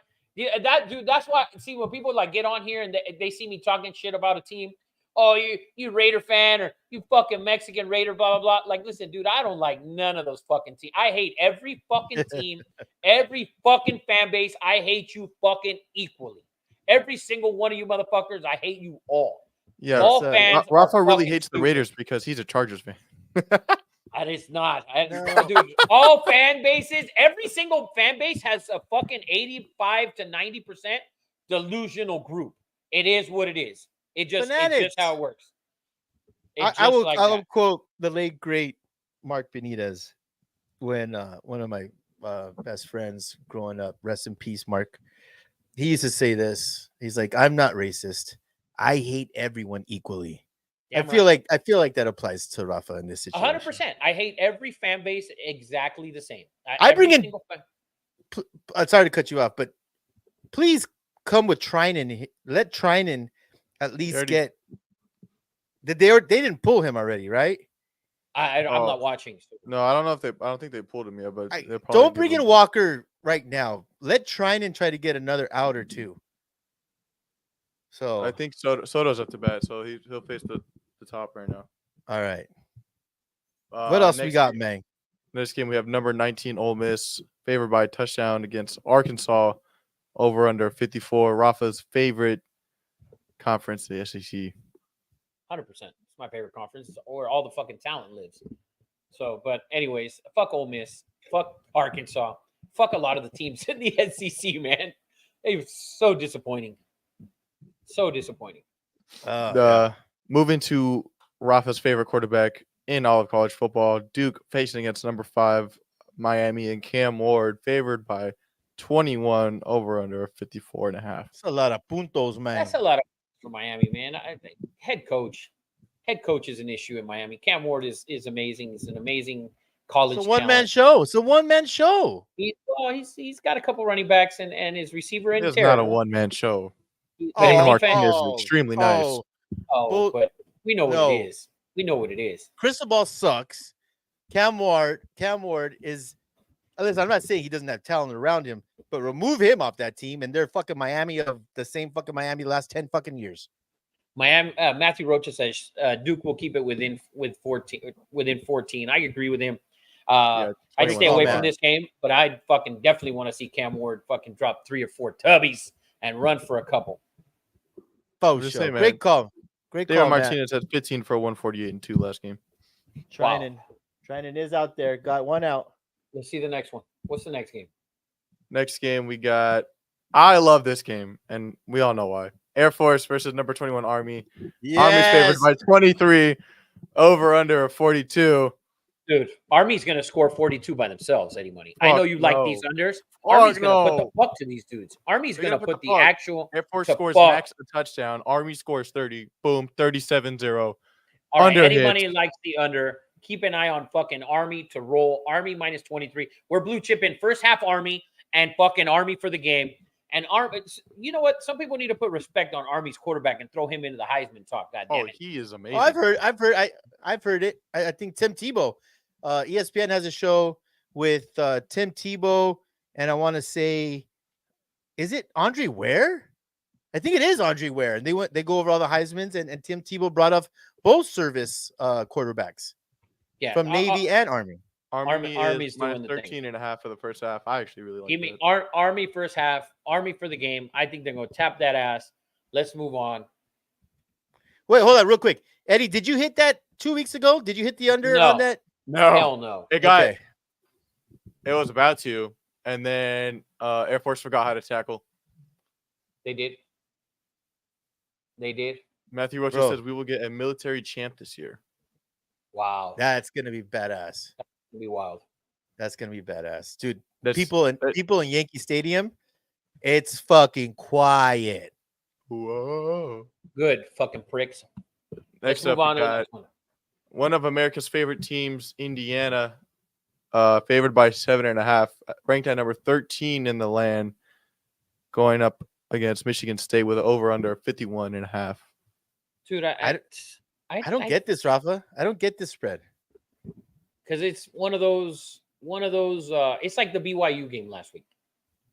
Like you saw BYU, it was -2, then it went to +2. They put the fuck to UCF. The game went close to the very end of the fourth quarter. They looked like the Cowboys trying to come back. Like this might be one of those games, but Michigan State's battled. I mean, they've stayed in games. So, I can't take Indiana seriously, dude. Indiana, Not even Texas against A&M, Michigan Why? Indiana, Texas A&M, LSU, fucking Put tomato some tomato. respect on this coach, man. I Most can't put touchdowns in respect college on. football. But he's a great coach. I said it earlier. He will be the head coach of Michigan. Or Not shit, I'll take him at SC. Not next year. Let's go on to the next one. We got number 2 Georgia in the land facing up against Florida over/under 52. Georgia's favored by 16 here. Dude, Georgia, give me fucking Georgia all the way around. Georgia blue chip first half. Georgia for the game. Dude, Georgia, they were on a bye last week. They're the best And? team in the land. They're the best Bullshit. team in the fucking land. Their offense sucks. Best team in the land, Ed. Best team in the country, baby. Give me them Georgia Dogs. I don't get the allegiance. I don't get the allegiance. I really don't. Matthew's on my side. Georgia -21 easy. I think Georgia's going to fucking rock them and show drop their fucking nuts and show everybody that they are the top motherfucking dogs, baby. Go Dogs! He's gonna put the fuck to these boys on Saturday, baby. Let's go on to the next one. Rafa, we need to stop doing the first halves and full games. Yeah, Push. has that hit once? Hasn't hit one We're time. gonna scoop this week. Well, it doesn't hit because Oregon can't fucking cover. Oh, we have Hudson and Bueller warming, by the way. Let's get on to the next one. We have Texas Tech playing up against number 11 Iowa State at home, favored by 14, over under a 56. Number 11. This is an upset alert, by the way. I think this is Really? an upset alert. I think so. I think Texas Tech is better than people think. I think this is an upset alert. This is a danger game. I'm going to say danger game just because what I saw from Iowa State 2 weeks ago. They got a bye last week, so I'm going to say that. But so we'll see. I mean, Is this like you think Texas Tech is dangerous, or just because they had a bye? no. I think Texas Tech is a dangerous team. I think they've I agree. hung in games and they've won some games, and so I think this is a game to. I didn't even know that. I didn't even know that, Matthew. By the way, oh, he said Rafa just saying that because Texas Tech received a Trump shirt. Was he black? Oh, it was the white dude who lifted his jersey last week. Yeah. Subconsciously. Oh, you do that. yes. Yeah, that was him, by the way. By the way, Nick Bosa, which we didn't address. Did you see the hat? The Trump Yeah. hat after the game? Number 1 selling jersey in the NFL this week. So, anyways, but Texas Tech, I just think that Iowa State hasn't shown me much, in my opinion. So just watch out with this game. Next up, we got the number 1 team in the land, Oregon, favored by a little more than a touchdown, favored by 15 against Michigan. A touchdown? They're a little favored by more than 2 touchdowns. Oh, yeah, 2 touchdowns, sorry. Over under 45.5 against Michigan. Michigan at home. Eddie, Can I want your rewind opinion. real quick? Can I rewind real quick? You Yes. said that Oregon would struggle, like, at the beginning, you said they would struggle with this game at Michigan. 100%. That's exactly what I said. I said they would struggle with this game at Michigan, and I still fucking believe it. I think this is going to be a physical game. Oregon struggles against the run. And what can Michigan do? The only thing they can do. They can stop the run, and they can run the ball. I like Michigan plus the 15. I'm going to blue chip the Michigan Wolverines plus 15. They're horrible at the quarterback position. Terrible at the quarterback position. This is a huge game. I think they will run the ball, control the clock, play some defense. I think they keep it within the 15. I'm going to blue chip Michigan plus 15. I think this is I think they're going to be able to smack them around a little bit. Oregon is a phenomenal team on the outside, but I like Michigan to keep it tight. Very physical game for Michigan. And they need something. Get there, Mookie. He did. 2 outs. Woo. I hate that Okay. both you guys are extremely ahead of me. I'm not watching, but I got on ESPN.com. I got it in my corner, so I can see that it's. I got the Thunder game on, and How could you In not the watch score. this, Rafa? I just I told you I don't want to watch the Dodgers win. You understand, it's so crazy. dude? I It's went to Game ridiculous. 6 in Texas to watch them, and I wanted to watch them not win. And when they won, there were a ton of the people sitting next to me were from Bakersfield. I congratulated them. I said, congratulations, you fucking deserve it. Because the other manager sucked more dick than Dave Roberts. Dave Roberts this year has done a phenomenal job. We'll get to that afterwards or next time. Hopefully afterwards. Also, Matthew just said if Michigan wins, we could get Indiana Penn State final. If Wow. Michigan wins this game, I don't know what'll happen. To be honest with you, and it would be a fucking shock. That would be a shock. It'd be Next thing shock. up, we have Rafa's favorite Heisman for next year. Number 17, Kansas State, Avery Johnson, favored by 13, going up against Houston on the road, over under 46. Houston has played better than what they should have, by the way, what they should be. They beat TCU, they beat Utah, they beat TCU on the road. They beat Utah at home. Like, they've been tougher than what we've expected. Can they keep that up? I don't know. Kansas State squeaked one out last week at home against Kansas. We know that's a rivalry game and all that. So, but I you know what? I said I didn't like Avery Johnson, but fuck, man, he's proved me wrong. Fuck, man. So, what can I say, man? Well, yeah, he's a really light skin tone of. Oh yeah, no, he's the lighter There's skin a tone. little droplet in there. Yeah, for sure. Rizzo's such a turd. Oh God, I'm I'm having like nervous breakdowns over here. Are you kidding? Rizzo, dude, for me, when I watch Rizzo hit, that's why I'm glad I'm not watching. The other day I watched him. I feel like he's an automatic out. Like he's just Dude, Rafa's doing Rafa's doing right now. His best fucking jinx job. He's an ever. automatic out. Yeah. I told you he's an automatic out. He's a strikeout waiting to happen. That's what he is. That's what he is. What do you do here, Rafa? What do you do here? You're 3 outs away. You're 3 fucking outs away. Do you bring in a Walker fucking Buehler who's never closed? I bring in my best pitcher available to me. That's what I do right here, right now. By the way, I'm going to tell you something because we're going to stop real quick and talk about this shit because this shit actually had me thinking today and it pissed me the fuck off. When the last time I was a Dodger fan was when they lost to the Astros, right? So I'm not the type of person that calls in the fucking radio station or whatever. I called in that night to fucking David Bassett and the other fucking idiot, whoever the fuck it was. And I fucking told them. And I got pissed off. And the guy actually tells me, he goes, why would you think that game was over? The game in game 3, when it was in Houston, that they were down like a fuck ton of runs. I think they were down like 5 or 6 runs early. And then they started bringing in all their, what they now call high leverage guys, right? Is what they call the bullpen. They started doing that then. And fucking what did Dave Roberts say the game that they were getting smashed against the Mets, where the game wasn't over because it was early? And Dave Roberts said, oh, I didn't want to bring in this guy because there was no point. We were down this many runs. He fucking learned that from 2017, but I was fucking assaulted over the fucking telephone and the radio by fucking David piece of shit Bassett and the other fucking moron that was on when I made that exact point after fucking losing that series. I made that exact fucking point, which ended up costing you games 5 and 7 in that series. Your fucking bullpen. And because you didn't have Brandon Morrow enough innings at the end, because you wasted them in game fucking 3 for no reason. Thank you, Dave Roberts, for learning, and fuck you, David Bassett, you fucking asshole. Should they text me in the show? Shanae wants. We're not ending the show because I don't want to jinx shit. But Matt, it doesn't matter win or lose. Rafa is buying Dodger gear because next year, and I looked it up. He's right. He said the first game that Shohei Ohtani pitches for the 100%. Dodgers, he will go. So, Matt, you will see this, man. It's not going to be as funny because he's only going to weigh 132 fucking pounds next year.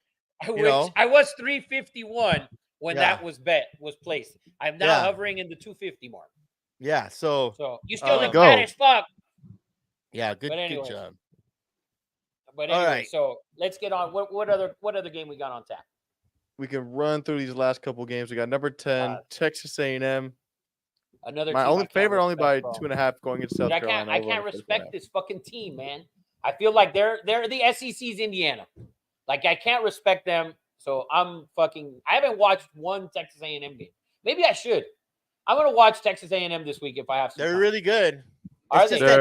It's just that their reputation by this way, the Duke coach came over. You saw what he said. He goes, "You guys want to play we are a real program.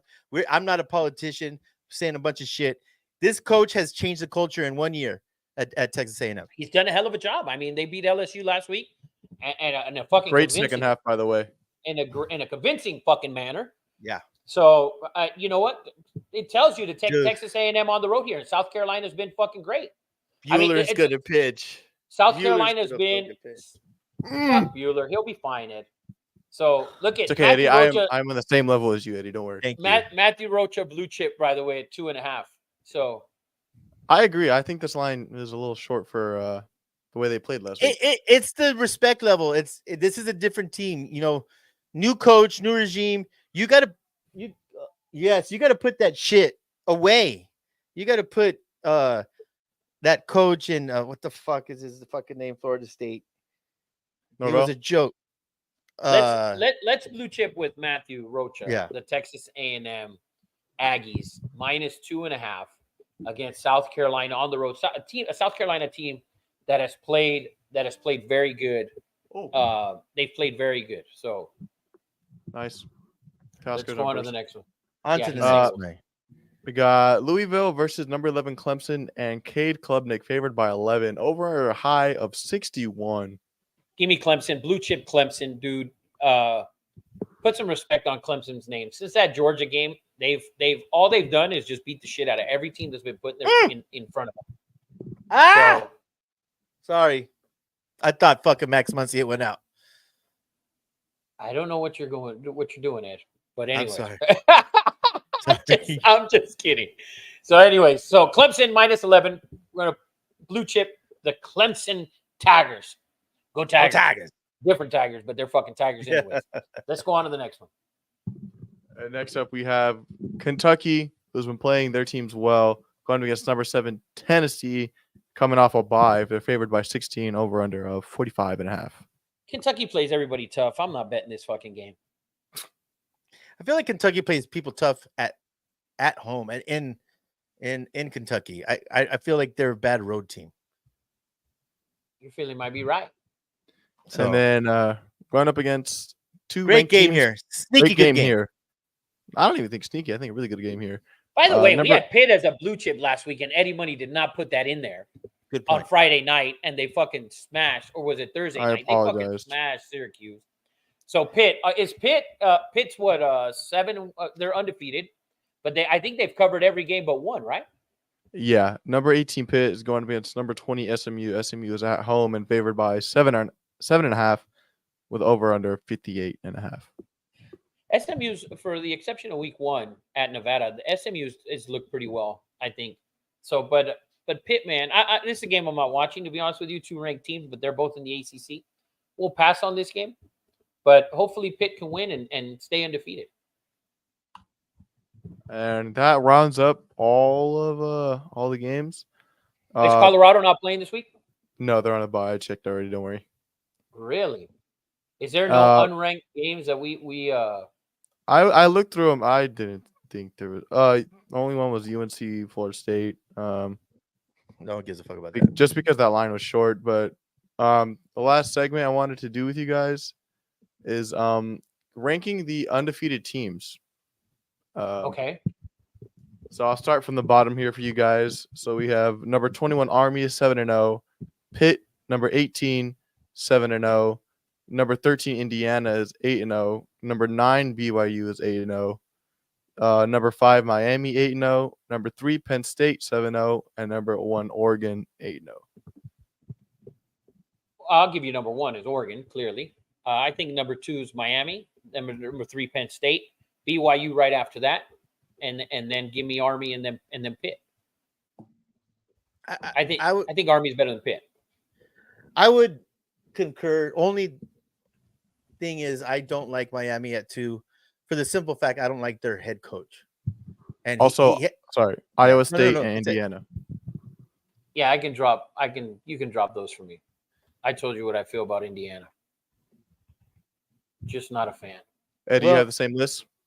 yeah, I just want to swap Miami. I don't have them at number 2. You've seen them struggle in games. I love Cam Ward. It's not a Cam Ward thing. It's a Cristobal thing.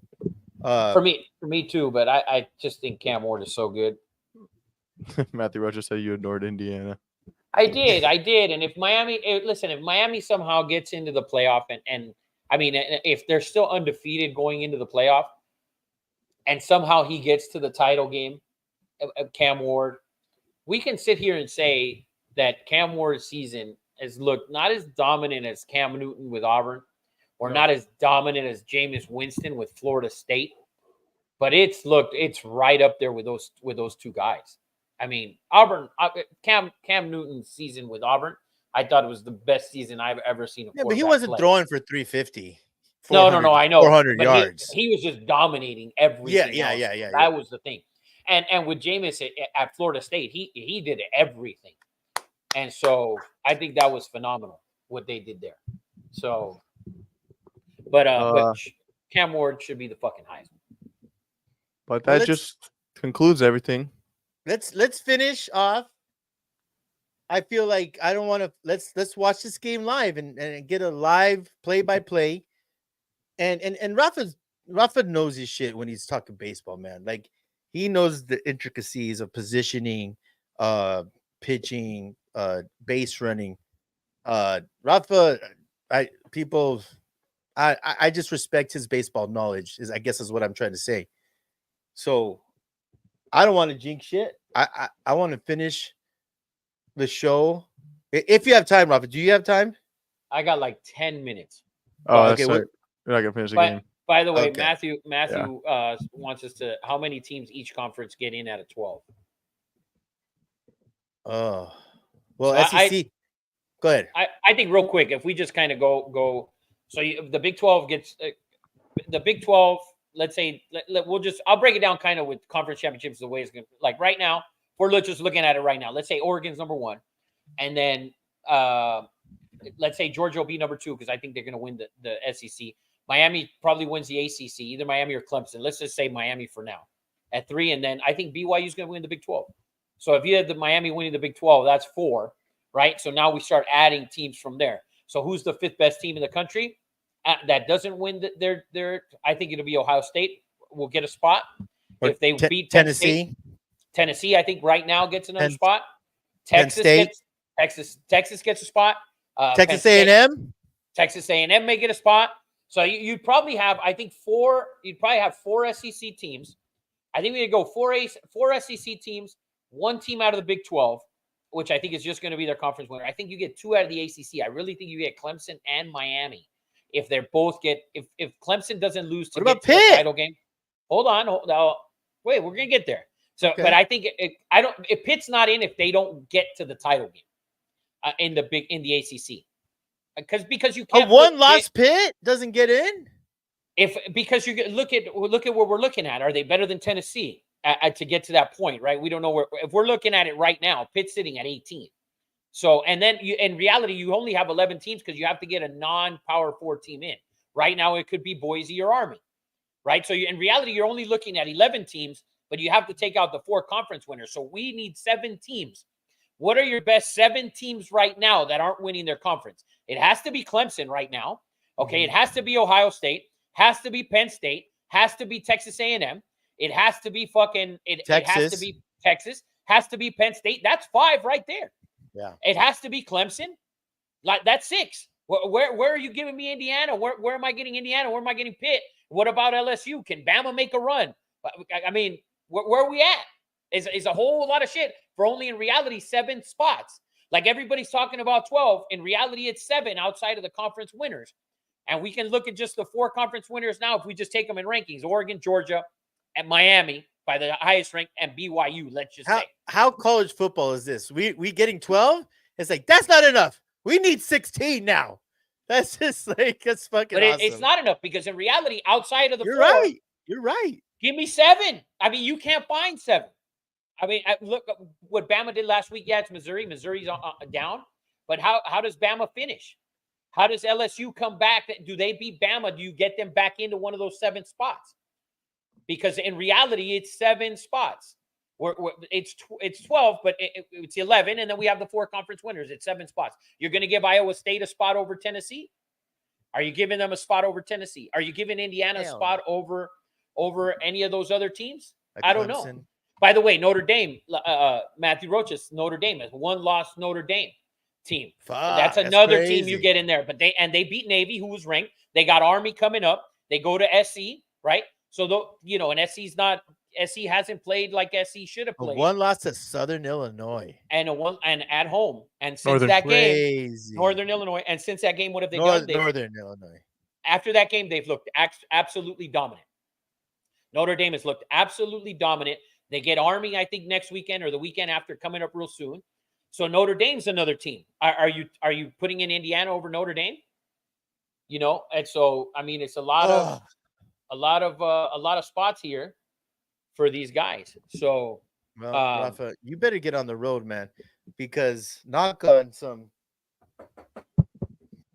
Yeah, I don't want to be caught, and I don't want to be caught in the Dodger fucking warfare on the road. Zach says Notre Dame has the worst loss, by the way. So it's a bad loss. It's a bad loss, but it's a great win against Navy and a total domination. And it was a close game. They didn't get blown out. No. They have the worst loss, yes. But it's all going to come down to at the end. We'll see on Tuesday, by the way.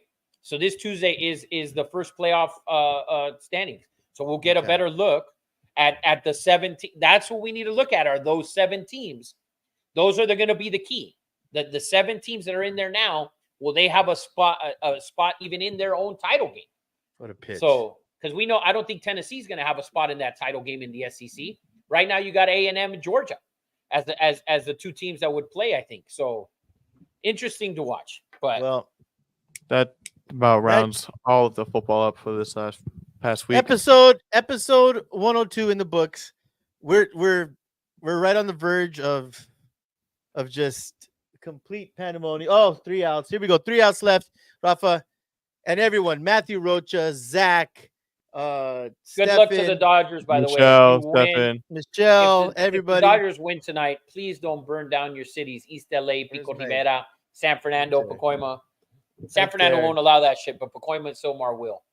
So Dodger Stadium, baby. Dodger Stadium. Dodger Stadium. Ed, congratulations to all the Dodger fans. If you Hey, win, hey. if you win. Enough of your jinxies. All right, You guys, guys. I love it's you. over. We will see you guys All right, next man. week. Love you Hey. guys.